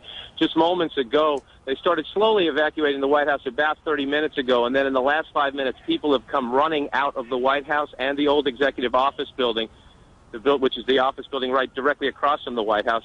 About 10 minutes ago, there was a white jet circling overhead. Now, you generally don't see planes in the area over the White House. That is restricted airspace. No reason to believe that this jet was there for any nefarious purposes, but the Secret Service was very concerned, pointing up at the jet in the sky. It is out of sight now, best we can tell, but they've evacuated the entire White House staff and the old executive office, as well as some townhouses that are government offices. Many of our viewers might know Blair House, where other international leaders stay when they are in Washington. That block of townhouses has been evacuated as well, and they are pushing us now back toward H Street, which is the next main street to the north from Pennsylvania Avenue across from the White House. John, hang on one second. We're also getting reports at the Capitol, the Treasury building also being evacuated. John, is this evacuation from the White House, was it orderly? Did it seem panicky? How would you characterize it? It started off as orderly, much like we get when there are occasional bomb scares near the White House. But then, again, in the last 10 minutes or so, the people who came out, the last several hundred I saw leaving the grounds, were told and ordered by the Secret Service to run. They were running through the gates. These are, of course, professionals in business suits. I'm also told that prior to that, and we don't know the current situation, that the Vice President and other administration officials on the scene were meeting in the White House Situation Room, which is in the basement of the White House. Whether they have stayed on the complex or not is unknown to us at this moment. I spoke to an administration official shortly after the President delivered his statement, who said obviously the operating assumption here is terrorism. The initial assumption, this official said, was that this had something to do, or at least they were looking into any possible connections with Osama bin Laden. The administration recently released a warning that they thought Osama bin Laden might strike out against U.S. targets. Just to add, John, a bit to what you've been saying, we're getting a report from Associated Press now that the White House was evacuated after the Secret Service received what AP is describing as a credible, a credible threat of a terrorist attack against the White House itself. And I expect you'll be checking that out. We'll try and confirm that, but that's what AP is reporting right now. Again, this all began about an hour and 15 minutes ago here in Lower Manhattan when the first of two planes crashed in to the first of the two towers behind me at the World Trade Center, and you can see the smoke billowing out of the front tower now. And then about a half an hour later, just as emergency crews were converging on the scene, as eyewitnesses were gathering on the street corners, a second plane drove in too, and you can see that plane coming around the building right now in this tape, and there you can see the hit as it comes through what looked to me, at least, and this is the first time I've seen that tape, come through the back side of the tower. I guess that would be the south side of the tower, and then the smoke and flame coming out the front side. Again, that was about a half hour after the first attack, which was at about 8:45. Look, you want to be careful here. We don't want to get too far ahead of this, but obviously this has all the appearances of an extraordinarily well-coordinated and devastating terrorist attack here in the United States. Certainly nothing like it since Oklahoma City, and nothing like it here in New York since the terrorist attack on the same World Trade Center buildings in February of 1993. At the Pentagon, a plane or a helicopter has crashed, apparently as part of whatever this operation has been, and Jamie McIntyre is there. Jamie, what are you hearing? Well, Aaron, there is a lot of confusion here at the Pentagon. It appears that something hit the Pentagon on the outside of the 5th corridor, on the Army corridor. Several Army officers I talked to reported hearing a big explosion, seeing shards of metal coming past their window. The Pentagon has been evacuated. Emergency services personnel were rushing to reports of several people trapped in the building. Most of the building's 24,000 people are outside of the building or in the center courtyard as emergency teams try to sort out what has happened here. There is, of course, thick black smoke billowing from the scene. There's a lot of confusion. The Defense Protective Service, which is the police force here in the Pentagon, has been urging people to get out of the building and move away from the scene so they can handle the emergency situation. Again, it appears that an aircraft of some sort did hit the side of the Pentagon, the west front, which faces sort of toward Arlington National Cemetery. It's a corridor where a lot of Army offices are located. Wow. And some people were... Jamie, I need you to stop for a second. There has just been a huge explosion. We can see a billowing smoke rising, and I'll tell you that I can't see that second tower. but there was a cascade of sparks and fire, and now it looks almost like a mushroom cloud explosion, this huge billowing smoke in the second tower. This was the second of the two towers hit. And I cannot see behind that smoke, obviously, as you can either. The first tower in front has not changed, and we see this extraordinarily and frightening scene behind us of this second tower, now just encased in smoke. What is behind it, I cannot tell you. But just look at that. That is about as frightening a scene as you will ever see.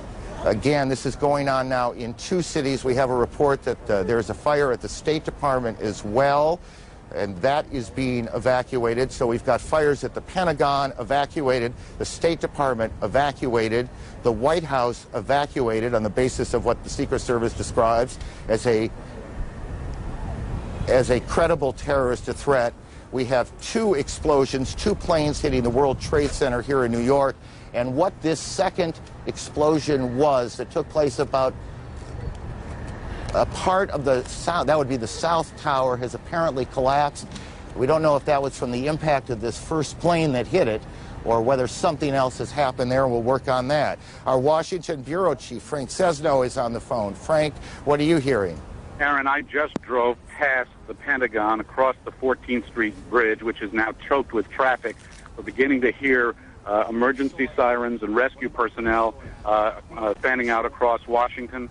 There is a gigantic black billowing cloud of smoke that is rising over the Pentagon. You heard Jamie McIntyre a moment ago describe where that was coming from. I can also tell you that local radio, in addition to talking about evacuations, as we've heard at the Pentagon and the White House, is reporting that the Capitol building has been evacuated and the Treasury Department has been evacuated.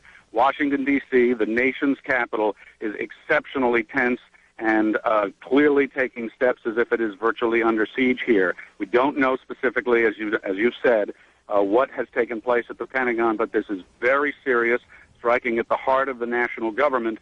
And as John King was explaining, the White House Frank, it's Aaron. I need to interrupt you for a second. Again, there has been a second explosion here in Manhattan at the Trade Center. We are getting reports that a part of the tower, the second tower, the one a bit further to the south of us, has collapsed. We are checking on that. We are also told that the Sears Tower in Chicago has been evacuated, and what I can't tell you on that is whether there was something specific that happened there, whether there was an attack on that building yet, we're checking that out, or whether there was a warning, whether there was a threat of some sort, or whether that is simply precautionary. What we can tell you is that just in the last several minutes here, 2 or 3 minutes, a second or third, I guess technically, extraordinary event has happened here in Lower Manhattan. You can see this extraordinary plume of smoke that is, or was at least, the second tower of the World Trade Center. Perhaps 3-4 minutes ago, you could, from where we were standing, see that second building that is just a bit to the south of the first building, but you can't see it anymore. It is covered with smoke. A large plume of smoke also coming still from the first tower, where the first plane hit at about 8:45. We can, by the way, if we can cue the tape, we can show you that second attack, or at least the second explosion in the Trade Center that occurred at about 9:15 Eastern Time. As you can imagine, there you can see to the right of your screen a plane coming in. We do have a report of a hijacked American Airlines plane. It comes into the south side, and then boom, you can see the fire coming out the front, or the north side of the building. I guess that'd be the northeast side of the building. And then just in the last several minutes, there has been a second explosion, or at least perhaps not an explosion, perhaps part of the building simply collapsed. And that's what we saw, and that's what we're looking at as smoke now just covers Lower Manhattan, almost as far to the end of Manhattan Island as you can get, is where the trade centers are. The the Sears Tower in Chicago has been evacuated, and we continue to check on the circumstances there. The Pentagon, the State Department, and the White House have been evacuated in Washington as well. The president has, we can show you now what happened just a few moments ago at the Trade Center. Watch the building to the left, to the back of those two buildings. This is just a few minutes ago. We don't know if something happened, another explosion, or if the building was so weakened it just collapsed. But we have one of our producers on the phone, and I didn't get the name, so why don't we just go ahead? You there? Yeah, this is Rose Arcee calling from New York. Rose, tell me what you know. Just a few minutes ago, we saw there's a portion of the building where the first plane struck that seemed to be buckling inside itself, almost as if the top of the building was going to fall. Shortly after that, two people, it's hard to tell whether they were being pushed or they physically approached themselves the sort of river side of the building, it would be the west side of the building, and appeared to jump from the top floors, just under where you're seeing the smoke and fire. That is extraordinary. The South Tower, the World Trade Center, has collapsed. Again, tell me, how long ago was it that you saw this? This must have been about 5 minutes ago, and prior to that, you could see heads popping out of windows right beneath where that big gaping hole is. So there appeared to be people alive right below where the crash point was, and were trying to find some way out of there. And just as the thing started to buckle, you saw them plummeting from that top floor. Right, and perhaps this is stating the obvious. We apologize for that, but obviously people were already at work here at the Trade Center when this happened. We don't know how many people have been hurt in all of this. We have no idea at this point. As you look at an aerial shot coming from the, I guess that would be coming from the south of the Trade Center, or what is at least the Trade Center behind those huge plumes of smoke. All airports across the country, every airport in the United States has been shut down as the FAA and the government tries to figure out exactly what has happened, what is at risk, what is not, who is behind it. Are there more explosions, more attacks yet to come? Here in New York, the trading on the New York Stock Exchange has been suspended, at least for now. All bridges and tunnels coming into the city have been shut down as police try and clear the way. We can tell you, as we were coming in perhaps an hour ago, there was a convoy, I can't think of a better word, a convoy of fire and police trucks racing down the West Side Highway, and this is in the middle of rush hour. Obviously, every available fire unit here in Manhattan has been brought to the Trade Center. Outside the White House, John King, our senior White House correspondent. John. Hello, Aaron. They have pushed us even further back away from the White House now, and there are more than a half dozen fire trucks, some of the Secret Service now patrolling the perimeter in Lafayette Park, which is directly across from the White House, have automatic rifles drawn to keep people away from the park, and they're policing back and forth. You can probably hear additional fire apparatus arriving on the scene. Senior White House staffers who were evacuated, all they can tell us is that they were told that there was a credible threat on the White House as well, and that they were told to evacuate the premises. What we do not know is whether or not the Vice President and the National Security Team have stayed inside the White House Situation Room. We know that they were directing and monitoring operations from there as of just about 20 minutes ago. But the White House staff, the Executive Office Building staff, and all the office buildings around, including the Treasury Department and some government and some non-government office buildings, people have been evacuated out into the street. And again, the Secret Service now putting up yellow police line tape, and some of them patrolling Lafayette Park with automatic rifles, which is a scene quite extraordinary here across from the White House. John, tell us as best you can what the government's national security apparatus will do right now. I mean, what do you guess is happening, and where is it happening? Well, I don't want to guess at all, but from the White House Situation Room, a president or a vice president can direct a war, can direct a full-scale world war. The White House Situation Room is where all information, it is accessible to all information from the United States military, from the Federal Emergency Management Agency, from the Federal Aviation Administration in this case. The White House Situation Room is prepared just for situations like this, unfortunately, to be prepared in a time of crisis for the president to monitor incoming information and to direct any U.S. military or non-military emergency response. The White House Situation Room is a bomb shelter, for that matter. That part of the White House is a bomb shelter. Whether or not they have stayed in there is unclear. We know in the past that would be the routine. We just do not have a direct answer as yet, because most of the staff, if not all of the staff, has been evacuated from the premises. So I gather you're just not you're not able to get any calls into the building right now, or at least not getting them answered at this point. Calls you get into the building are not answered at this point. And more fire apparatus showing up now as we speak. We saw most of the senior staff come out. We have not seen the national security staff that we would recognize anyway, but I should note there are other gates from the White House. We are on the north side, and this is John, you're being drowned out by the sirens. Alan Dodds-Frank of our bureau here in New York joins us on the phone. Alan, where are you? Hi, Aaron. Our colleague Jennifer Westhoven also has just arrived.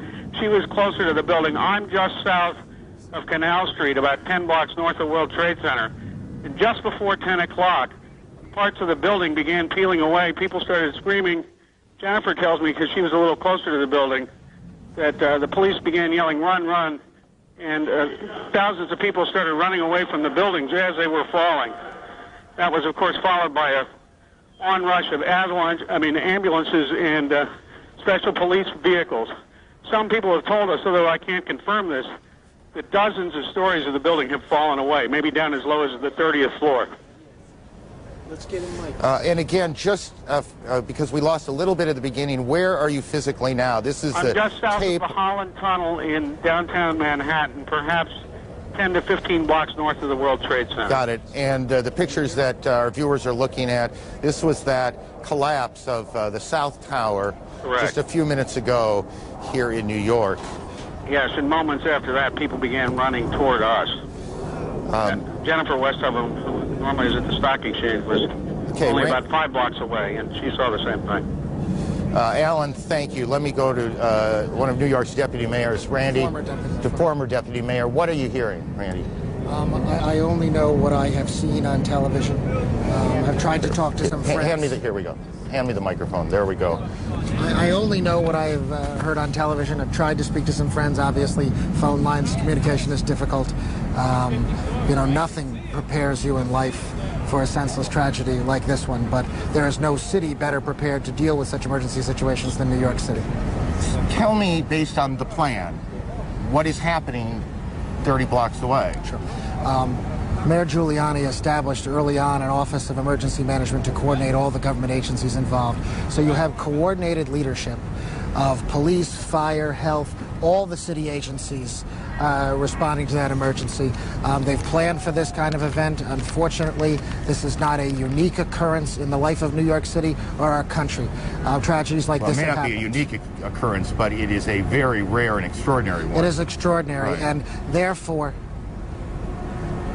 in New York City, we have coordinated response, and they're responding now and providing every help that they can under these extraordinary circumstances. Hang on one second. We have a report now of an explosion on Capitol Hill, and we are checking that out. We have a report of a plane crashing at the Pentagon being evacuated, fire on the mall in Washington, the State Department evacuated, and we have all flights shut down across the country as officials sort out what's happening here. Randy, back to you for a second. How much of the, well, if I recall this correctly, there is what was called a bunker, the mayor's bunker for these sorts of events in the Trade Center, correct? There is an emergency management center at the Trade Center. Clearly the mayor is not there. I have not spoken with the mayor, so I don't know his physical location, but I do know that coordinated emergency response started immediately. It's something that the city prepares for, and it's something that, under these tragic circumstances, the city is doing everything it can to respond. How much of the plan changed after the World Trade Center bombing in '93? Well, there was no coordinated city response. There was no mayor's Office of Emergency Management. Rudy Giuliani established that. It's been one of the hallmarks of his tenure, and unfortunately, there are extraordinary circumstances like this one where that coordinated effort has to come into play and is coming into play now. Why don't you, if you can, stay with us for a little bit. Sure. I suspect other questions are going to come up. I want to go through again what we know here at this point, and also point out some things that are not insignificant that we don't know. And one of the things we don't know is we do not now know how many fatalities there have been. You were just listening to live coverage on CNN. This is Texas Cable News. We are going to do our best to try and put together the details that we know of what has certainly been a horrific sequence of destruction. Began early this morning. 2 planes crashed into the World Trade Center in New York City, 110 stories tall, each of them. One of the towers just minutes ago collapsing, and what President Bush said was an apparent terrorist attack. A witness saying that he saw bodies falling from the 110-story towers and people jumping out of it. What you're seeing here is some video that was taken before that second building to your left collapsed just minutes ago. CNN is reporting that a third explosion may have caused this. Again, during extreme situations like these, details are just coming in. We try and do the best we can to sort them out for you, and of course some tough video to see. We have also just received reports that there may have been an explosion on Capitol Hill. Again, we are hearing this from CNN. We are still waiting for confirmation. Just some 10 minutes ago or 15 minutes ago, possibly more than that, there was another report after the 2 plane crashes into the World Trade Center towers in New York City of a possible crash into the Pentagon. Now, right now, the Pentagon has been evacuated. The White House has been evacuated. Associated Press, just to bring you to the sequence of events, is reporting that 1 plane crashed into the New York Trade Center building about 8:48 Eastern Time this morning. One of the planes was reportedly a 767 American Airlines Boeing flight, Flight 11, that originated in Boston and was en route to Los Angeles. We have no word yet as to the second kind of plane or what type that was that crashed into the second tower just 18 minutes after the first crash at the World Trade Center. Let's go ahead now and there we go. And the Pentagon, another report there from Associated Press saying that witnesses saw some type of an airliner crash into perhaps the west side of the Pentagon. The Pentagon has been evacuated. The State Department has been evacuated. The White House has been evacuated. President Bush in Sarasota, Florida this morning was prepared to give a speech on education reform. When he was told about this, he is en route now amid heavy security to Washington, D.C. to work with the FBI. Again, the FBI reporting this is certainly no sequence of accidents. This is a terrorist act, a very sophisticated, very well-coordinated terrorist attack. So far, no one has claimed responsibility for it. Again, during extreme situations like this, we do the best that we can to try and make our way through the details. Numbers are still coming in. We do not know at this point how many casualties there may be or how many injuries, but rescue efforts are underway. Again, the FBI believing this is a sequence of acts of terrorism. No one has claimed responsibility for it yet. Let's go ahead and tune in once again with our colleagues over at CNN for the very latest. I did just see a spokesperson, by the way, for the Speaker of the House, Mr. Hastert, Dennis Hastert, who tells me that Mr. Hastert and other leaders have been evacuated into what he called a secure location. It's not clear where exactly they are, but they've been put somewhere secure. And because we can't see it at this point, just give me a sense of what it looks like there. Are there many, many people on the street? The sidewalks, people are calm. I think most people don't really know what's going on. Most people haven't been watching the news. But the sidewalks are definitely full of people where, normally at this time of the morning there wouldn't be that many people out here. And as I say, I've been passed by numerous members of Congress and senators and staff, who I know well, who have been coming past me asking me what's going on. Okay, why don't you hang around here and continue to report on that. Let me just, again, for those viewers who are joining us at about 20 minutes past 10 o'clock Eastern Daylight Time, let me just briefly recap. Attacks on 2 American cities, New York and the capital in Washington. It began at about 8:45 Eastern Time when a plane crashed into the World Trade Center. That was the building hit first. And then about a half an hour later, a second plane, and I'm not sure if we have the tape available. If we do, we'll show it to you. You can see the second plane coming in from the right side of your screen, going into the tower itself. This is an extraordinary and troubling piece of tape. The Justice Department is now being evacuated. The second attack on the Trade Center occurred about a half an hour or so after the first one. We have a report, CNN has been told, that an American Airlines 767 jet was hijacked out of Boston today. We don't know which of those two planes hit the tower the second time. In the last 10 minutes or so, the South Tower, or at least a portion of the South Tower, has collapsed. CNN's David Ensor joins us from Washington. David, where in the Capitol are you now?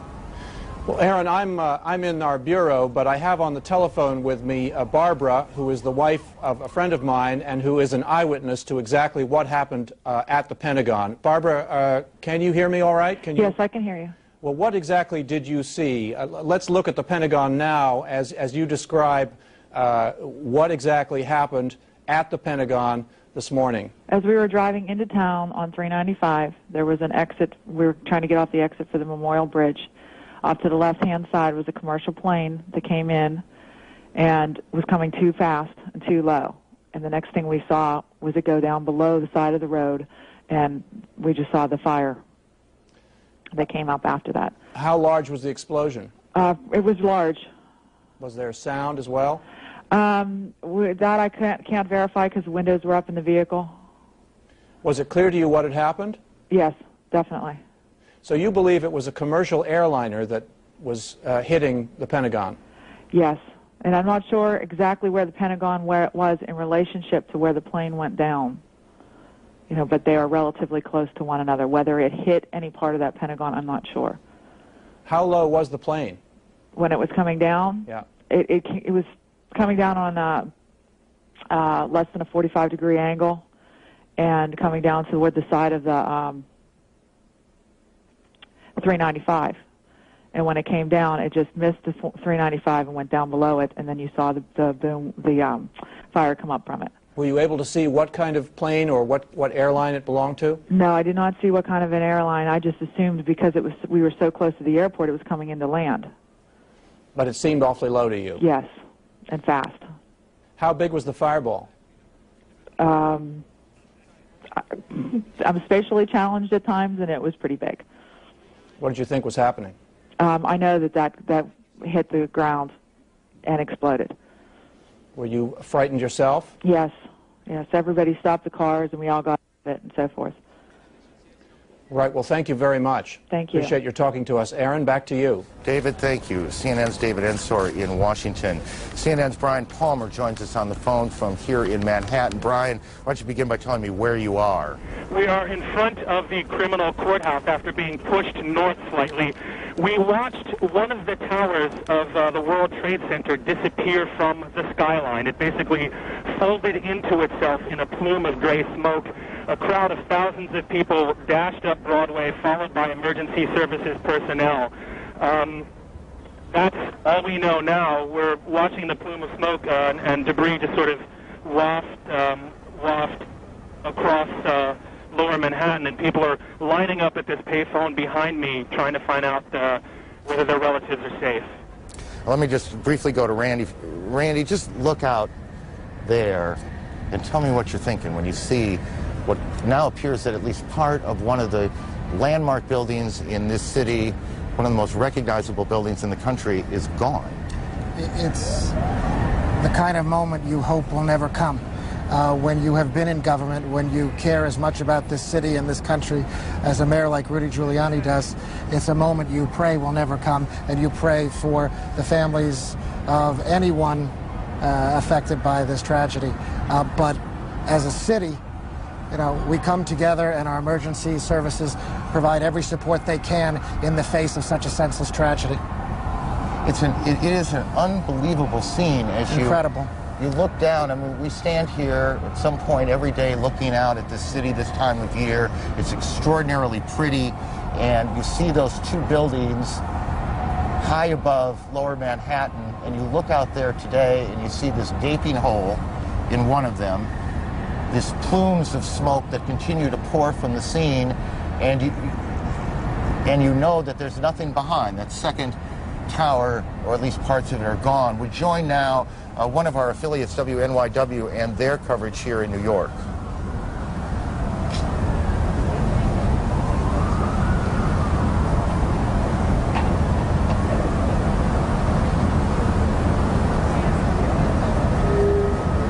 Well, we'll try and make that connection again in two cities now, and there are a lot of pieces of information floating around. We need to try and button up some of this. We had a report earlier that we now we believe we could tell you is not correct, that there was an explosion at the Capitol. There was none, as we now believe. There was no explosion at the Capitol.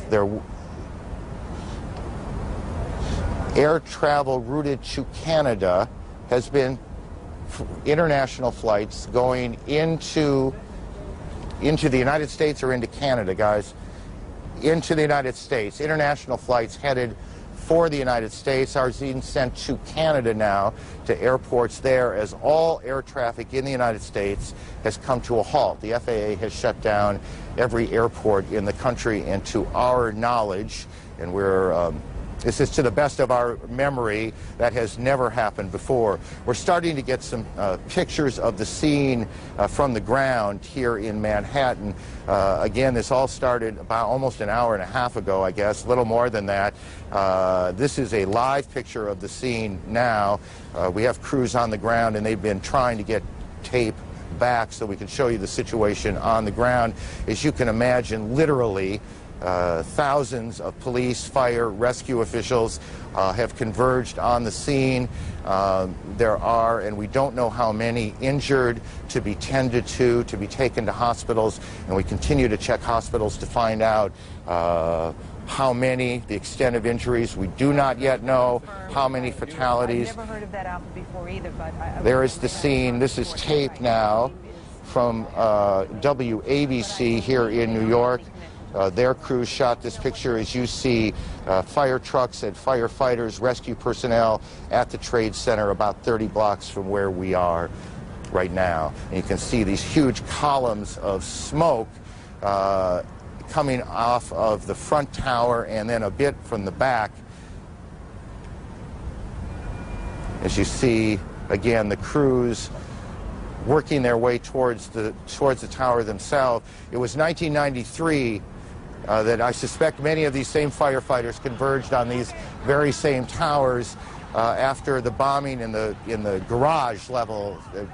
Help me with this, but I'm pretty sure it was in the garage when a Ryder truck came in and blew up in the garage. I'm not sure it was a Ryder truck, but a truck came in and blew up in the garage, and that was in 1993.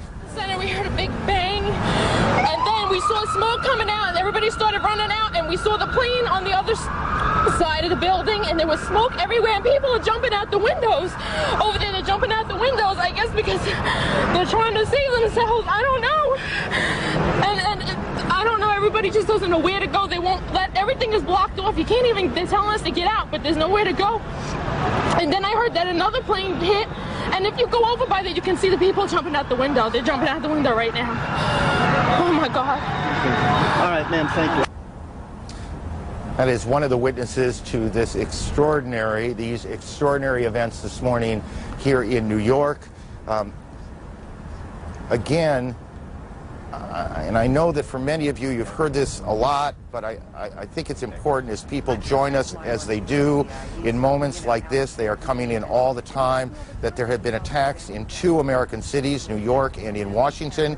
The trade centers here in New York have been hit by airplanes.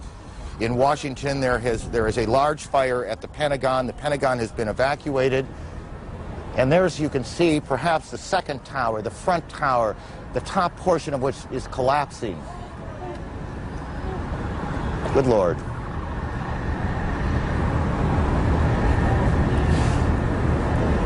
There are no words. You can see large pieces of the building falling. You can see the smoke rising. You can see a portion of the side of the building now just being covered on the right side as I look at it, covered in smoke. This is just a horrific scene and a horrific moment. The president, who is in Florida today, is en route back to the White House. He took off a short time ago. The White House itself has been evacuated on the basis of what the Secret Service says was a credible threat on the mansion itself. We believe now that we can say that portions of both towers of the World Trade Center have collapsed.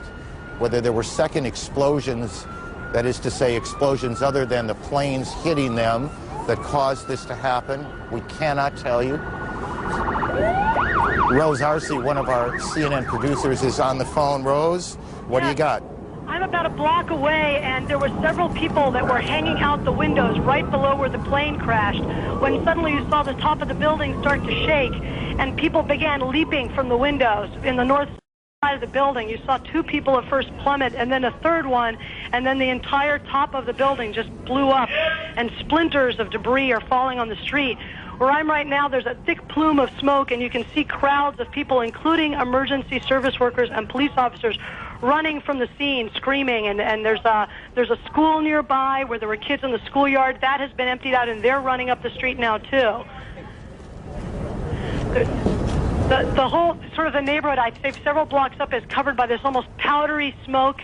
Little tiny pieces of building you can see just floating in the wind around it.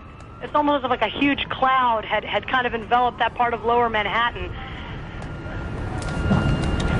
It is just one of those awful moments that you need to look at for a minute or two to absorb exactly what has happened. Two of the most recognizable buildings in the city of New York have been attacked, and both of them appear to have collapsed, at least in part. The second of the two collapses taking place just a moment or so ago, perhaps 2 or 3 minutes ago. There are also apparently coordinated attacks that have taken place in Washington on the Pentagon. The State Department has been evacuated.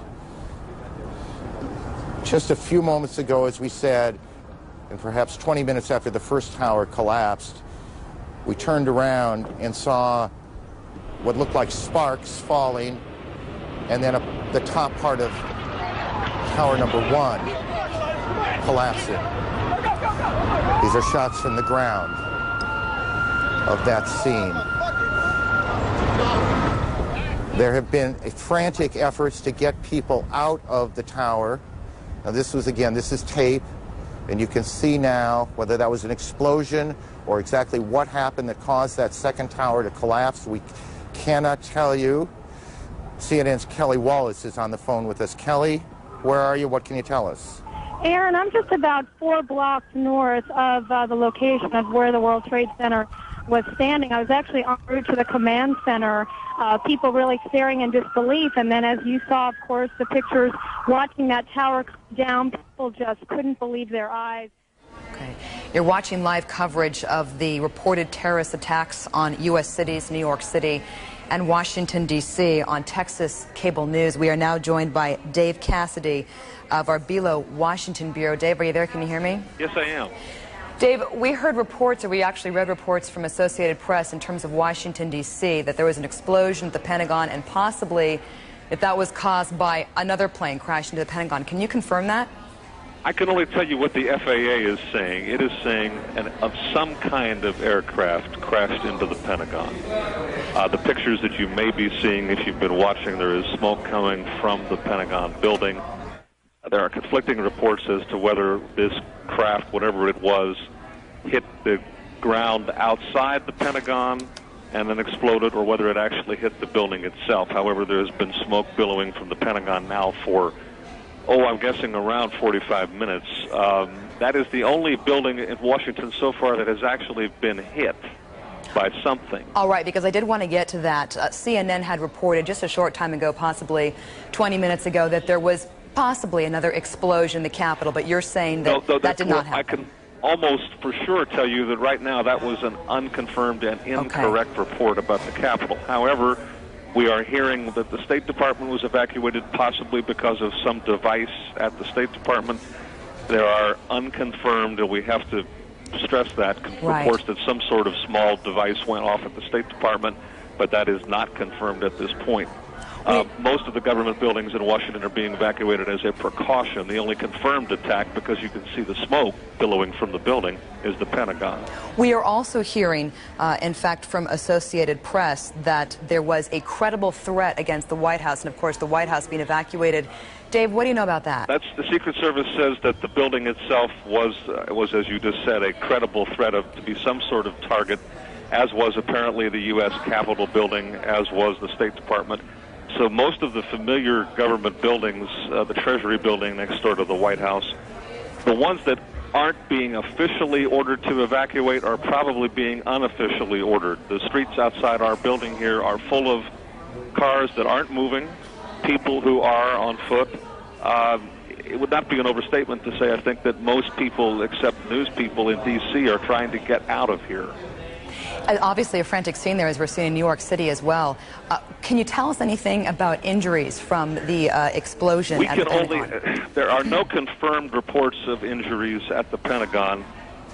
It seems to me it would be very lucky, given all the smoke and the situation at the Pentagon, if no one has been injured. That would be a lucky thing, but we have no confirmed reports of this. Communications in this town, not as bad as New York, luckily, so far, but they're almost at a standstill. People are trying to call families to say they're coming home. It's just very hard to get through. Sure, absolutely. Of course, we are awaiting President Bush's arrival in Washington, D.C. He was in Sarasota, Florida this morning. Well, you raise a good question. I don't know where he's going. I mean, if they believe that Washington, D.C. is under attack, not to the degree, thankfully, that New York is, I don't know that we know exactly where President Bush is going. Yeah, I assume he'll be taken to a very safe location, but I don't think that would be, at this point, the White House.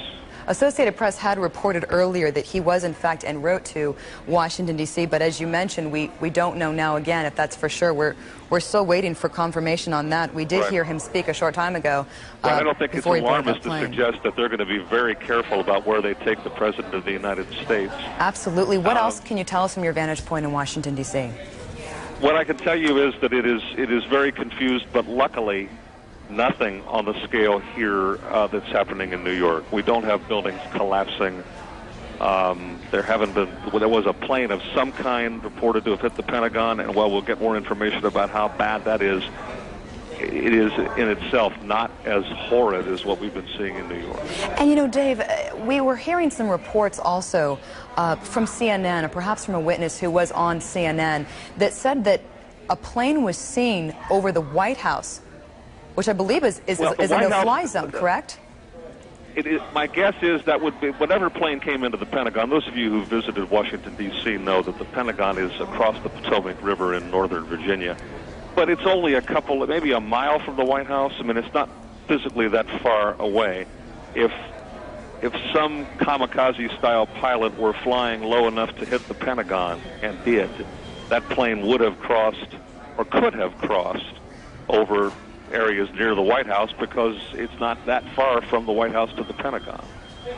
Of course, during extreme times such as this, when details are pouring in, it is hard to sometimes sort through them, and at times there can be a lot of speculation. But Dave, we certainly appreciate your spending time with us today. Real quick, I'm told by one of our people here from the Dallas Morning News that that is a confirmed car bomb at the State Department. We have no word about injury, but the Morning News is saying there was some sort of car bomb. Now that, again, pales in comparison to what's been happening in other places, but there's been some sort of explosion, however minor, at the State Department. At the State Department, which has been evacuated, correct? Along with virtually every government building here. Okay. Dave, thank you very much for joining us this morning. Be careful. Thank you. You too. We have Jim Hollifield on the line now. Yes. From Tower Center for Political Studies. Jim, what can you tell us about this situation here? Well, I'm sorry to say that I can't tell you all that much, because like everyone else, I just heard about it this morning. But the thing I would stress, I hate to sound like a civil defense official, but clearly we all need to remain calm. It will take at least a matter of days probably to sort out exactly what has happened here. But I don't think there's any doubt that we're in the midst of the largest, most serious attack on the homeland of the United States since the Civil War. it would be since the Civil War that we've seen this kind of destruction in the United States itself. Yes. Oh, hi, Dave. Okay, I can still hear you. You've got... All right. All right.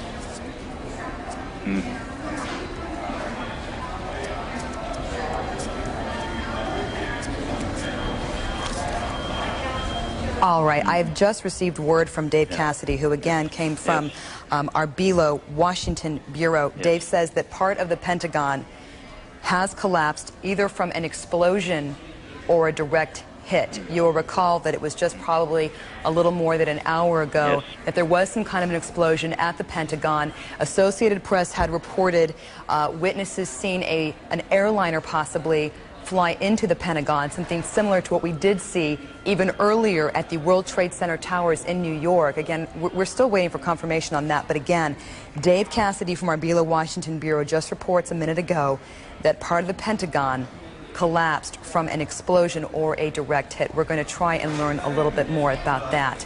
Obviously, just an incredibly horrific sequence of events in what President Bush has confirmed are terrorist attacks on American cities, New York City, and of course Washington, D.C. We are seeing that airports have been shut down nationwide. All airplanes that were in the air have been asked to land immediately. International flights to New York City and Washington, D.C. were asked to be rerouted to Canada. Jim, where do we go from here as we try to, obviously very frantic right now as we try and get together and figure out what the next step is? Well, I am sure that there is an intensive meeting going on of the National Security Team of the President of the United States, and that they will be working out an appropriate response to this. And again, I stress that it may take some time to do that. We're not going to see instantaneous action. I think the action that must be taken now is exactly what the civil defense authorities in the United States are doing, which is to try to shut everything down, secure as much of the country, anything that might be a target, and try to get people to remain as calm as they possibly can. Well, that's a good, a good point to bring up, because right now, as we are watching these incredible images, on the air, I think a lot of us are worried possibly about loved ones who may have been flying. Of course, we have a World Trade Center here in Dallas, possibly worried about that. What security measures can be taken, and what security measures will be taken for the president as he heads back, who knows, to Washington, D.C., maybe who knows where he's heading back to now at this point? Well, I'm sure he's going to be in a very, very secure place. I can't obviously tell you where that's going to be. But for a day, or at least for a morning, the United States has been at war. The problem, and we haven't experienced this on our homeland, as I said, for many, many years, well over 100 years. So this is going to be a new and very frightening experience for many, many Americans. And the problem, of course, is this is not a conventional war. I mean, this is not a war where we can clearly see the people who are attacking us, where we can clearly see the state or the government that is behind this. It will be very hard to identify exactly who these people are. And, of course, there may be many groups around the world that would immediately want to claim responsibility for this, hoping or wishing that they could take credit for it. So we're not going to be able to strike out blindly. I know that that's going to be an enormous temptation. But it's one that we will have to avoid. Absolutely, and what we were hearing earlier today, reading on Associated Press, was that the FBI did not receive any kind of a warning about these reported terrorist attacks, that there is no significance to the date today, September 11th. Yep. Of course, during extreme situations like this, as we are getting new details in literally every minute, it is tough because we don't want to speculate too much. Right. There was some speculation, though, and I've got to mention it, that Osama bin Laden's name was thrown out there, at least on CNN. Well, of course, his name would be one of the first ones to come up, because we have clearly been engaged in a subterranean clandestine war with him. Whether his operation is capable of mounting something this sophisticated and this coordinated, I really don't know. But clearly, whoever was behind this took enormous planning. Very sophisticated, very coordinated attack. Yes, so I mean, we're not dealing with amateurs. I think that's quite clear. And unfortunately, it shows up. It shows just how vulnerable the United States homeland is to attacks of this sort. Exactly. Thank God that we have not seen a small nuclear weapon exploded somewhere. And, you know, Jim, I'd like to mention on that note, here in Texas, we do have vehicles that have been posted out, DPS vehicles posted outside the Texas Capitol, of course, in Austin. It appears that Governor Rick Perry has canceled all of his travel plans. We are still, though, waiting for him to comment. Of course, security measures are being taken in Texas as well. Back east, we do know that troopers are heightening security because of the attacks there. We certainly thank you for your time today and your insights. Thank you, Jim Hollyfield.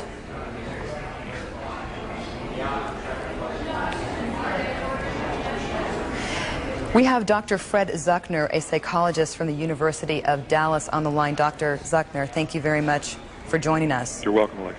I think, first of all, we've got to say these are tough images to watch, and for people who've been watching since this began around 8:30 this morning, and of course for those who are just tuning in, this definitely leaves your average American feeling that, boy, we thought perhaps that you think, I guess, you're untouchable, feeling very susceptible at this moment.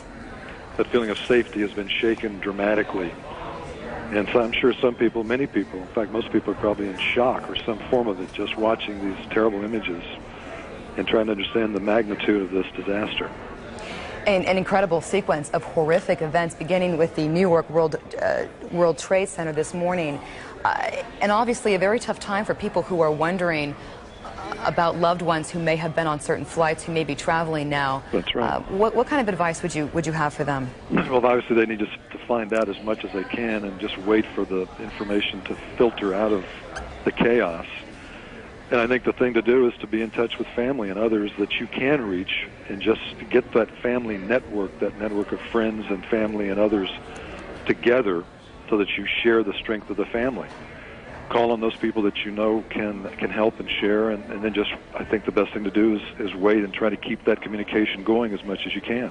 I think it's very tough right now because we are still, we haven't even begun really to deal with the aftermath of these terrorist attacks in New York City and Washington, D.C. Right now, of course, fire crews are frantically trying to get rescue efforts underway at the Pentagon, at the now collapsed World Trade Center towers. Of course, the question is eventually going to be, how do we heal the hurt now? Right. Where do we go from here? Right. Well, there's, of course, a condition that many people have heard about called post-traumatic stress disorder. And it often will come up as a result of something as horrific as this. In fact, that's part of the definition. A survivor, someone who has witnessed or been part of something as tremendously upsetting as this kind of event. And that the symptoms of that condition take many forms. Flashbacks to this kind of thing, just remembrances of the images that one has seen, psychic numbing, loss of affect. Persons can't experience joy because of the impact that it's had on their psyche. And these things take time to sort out. And people who have suffered directly from this obviously should be in treatment as quickly as they can, seek some professional help to help them go through this. One of the best things, as I mentioned earlier, though, is just working with family and friends. Right. Staying in touch with those who are sharing the grief. That helps more than anything. You know, Dr. Zucker, I don't know about you, but as we view these horrific images, I can't help but flash back to the Oklahoma City bombing in 1995, of course. And the World Trade Center bombing, and of course, the World Trade Center bombing in 1993, which did kill 6 people. But again, we had those images of the Oklahoma City bombing. And of course, a slightly different situation as that was, we know now, done by an American. Right. What did we learn from that situation that could possibly in any way be applied here? And what are the implications going to be for our country after this terrorist attack? Well, I think as we mentioned earlier, one of the things that will be shaken most profoundly is our sense of safety. Right. That we somehow, because of geography, because of technology, because of our sophistication, that somehow we're immune to these kinds of things. This, of course, negates that thinking. It makes us realize how vulnerable we are. And I think that's going to have, that's something that as a nation, psychologically, we'll have to deal with, as well as individually. Well, right now, obviously feeling quite vulnerable in Texas.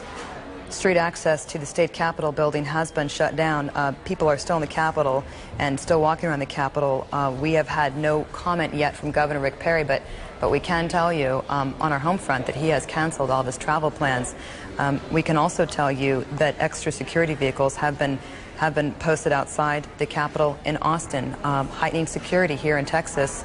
Again, out of fear of that vulnerability that, you know, after seeing what we saw today, you certainly never know. That's right. Any parting thoughts, Dr. Zucker? I think, as I said earlier, I would just encourage people who are close to this, who may have family involved in this, that they should rally around one another and just provide the kind of support that only families and loved ones can give until the details are known. It may be some time before that happens. I think the waiting may be the most difficult thing to do.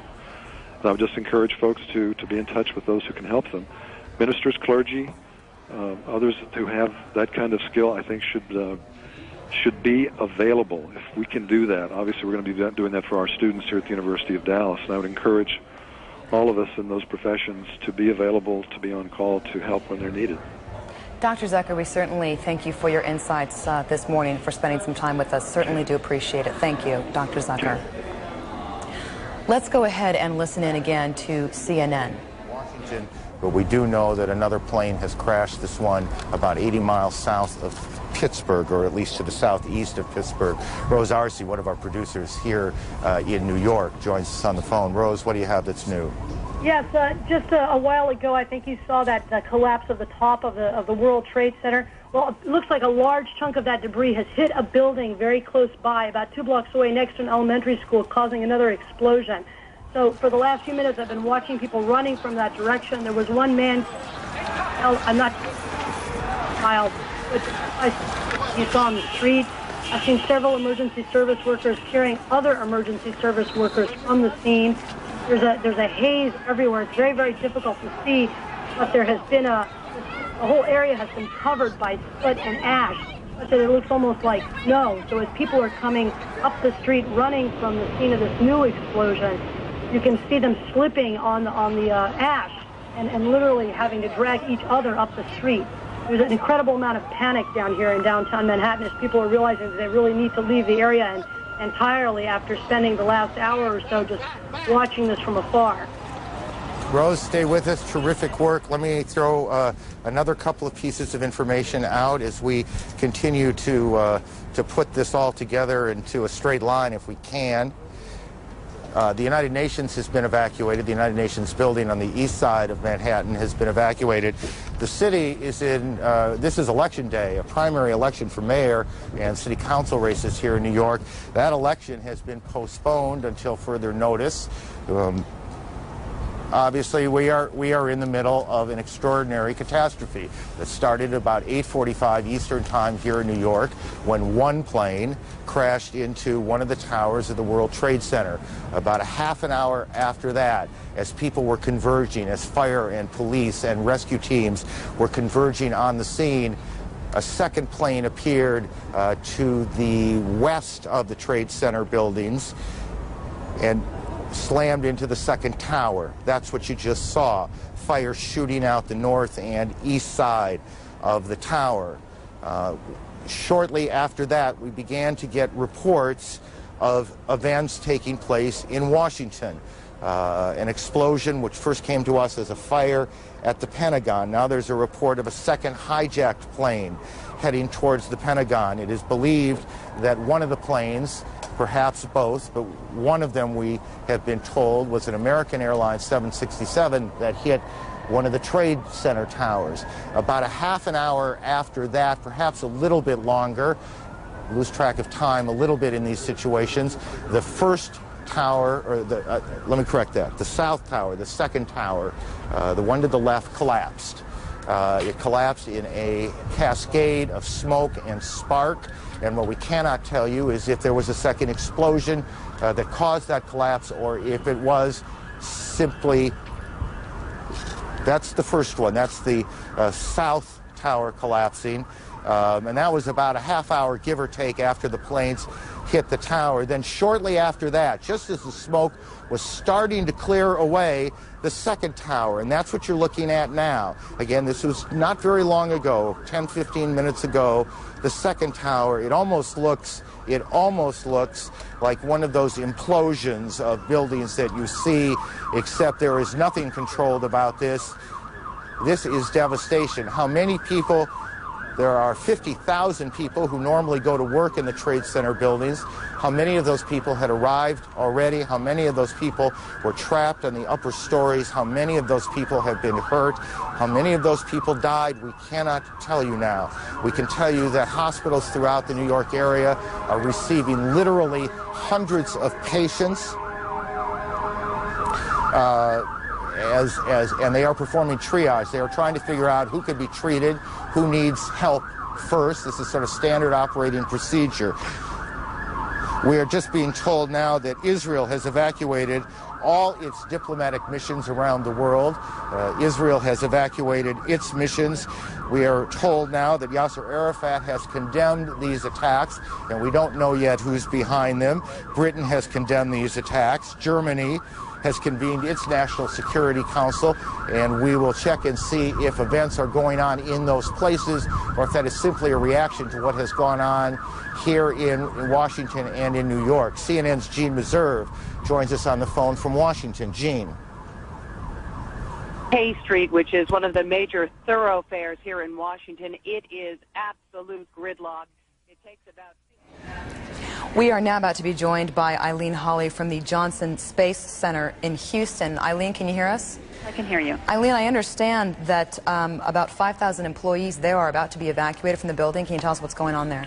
Well, fortunately, nothing is going on here in Houston. We've received no threats of any kind against the Johnson Space Center, but in the light of today's activities against government employees and government facilities, we're taking the prudent course of action here. We are closing the center, and we are sending all of our employees home.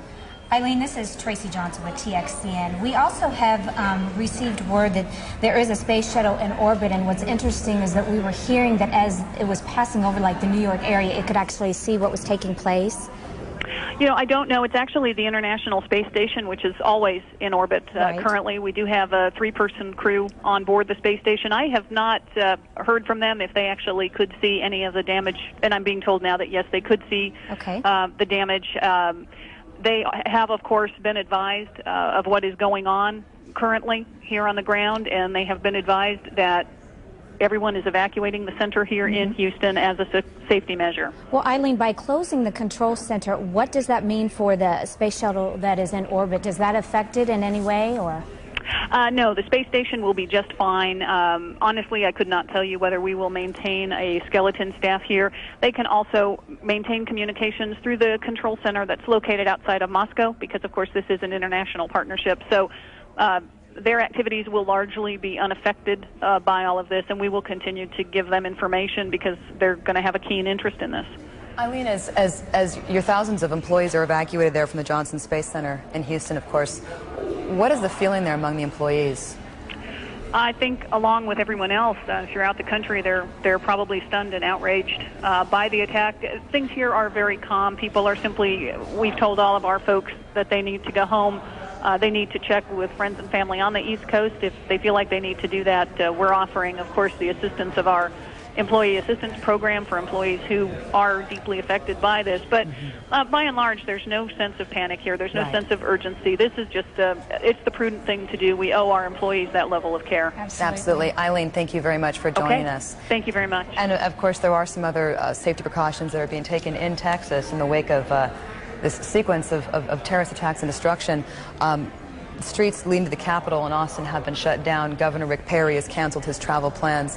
Heightened security there, of course, as well as we just learned that at the World Trade Center in Dallas, that they have asked their employees to leave. Again, as Eileen Hawley was reiterating, that there is no threat here, but it's just, again, a security measure that they do want to take. Absolutely. And then we also have word that a large plane has crashed. That was just about around 10 a.m. now, that's Eastern time, about 8 miles east of Jennerstown. There was a 911 report that came in, and that airport is about 80 miles southeast of Pittsburgh. And that's all the information that we have at this time. Of course, we'll bring you more as we are aware of the situation there in Pennsylvania. And of course, President Bush was in Sarasota, Florida this morning reading to some school children when he first learned the news.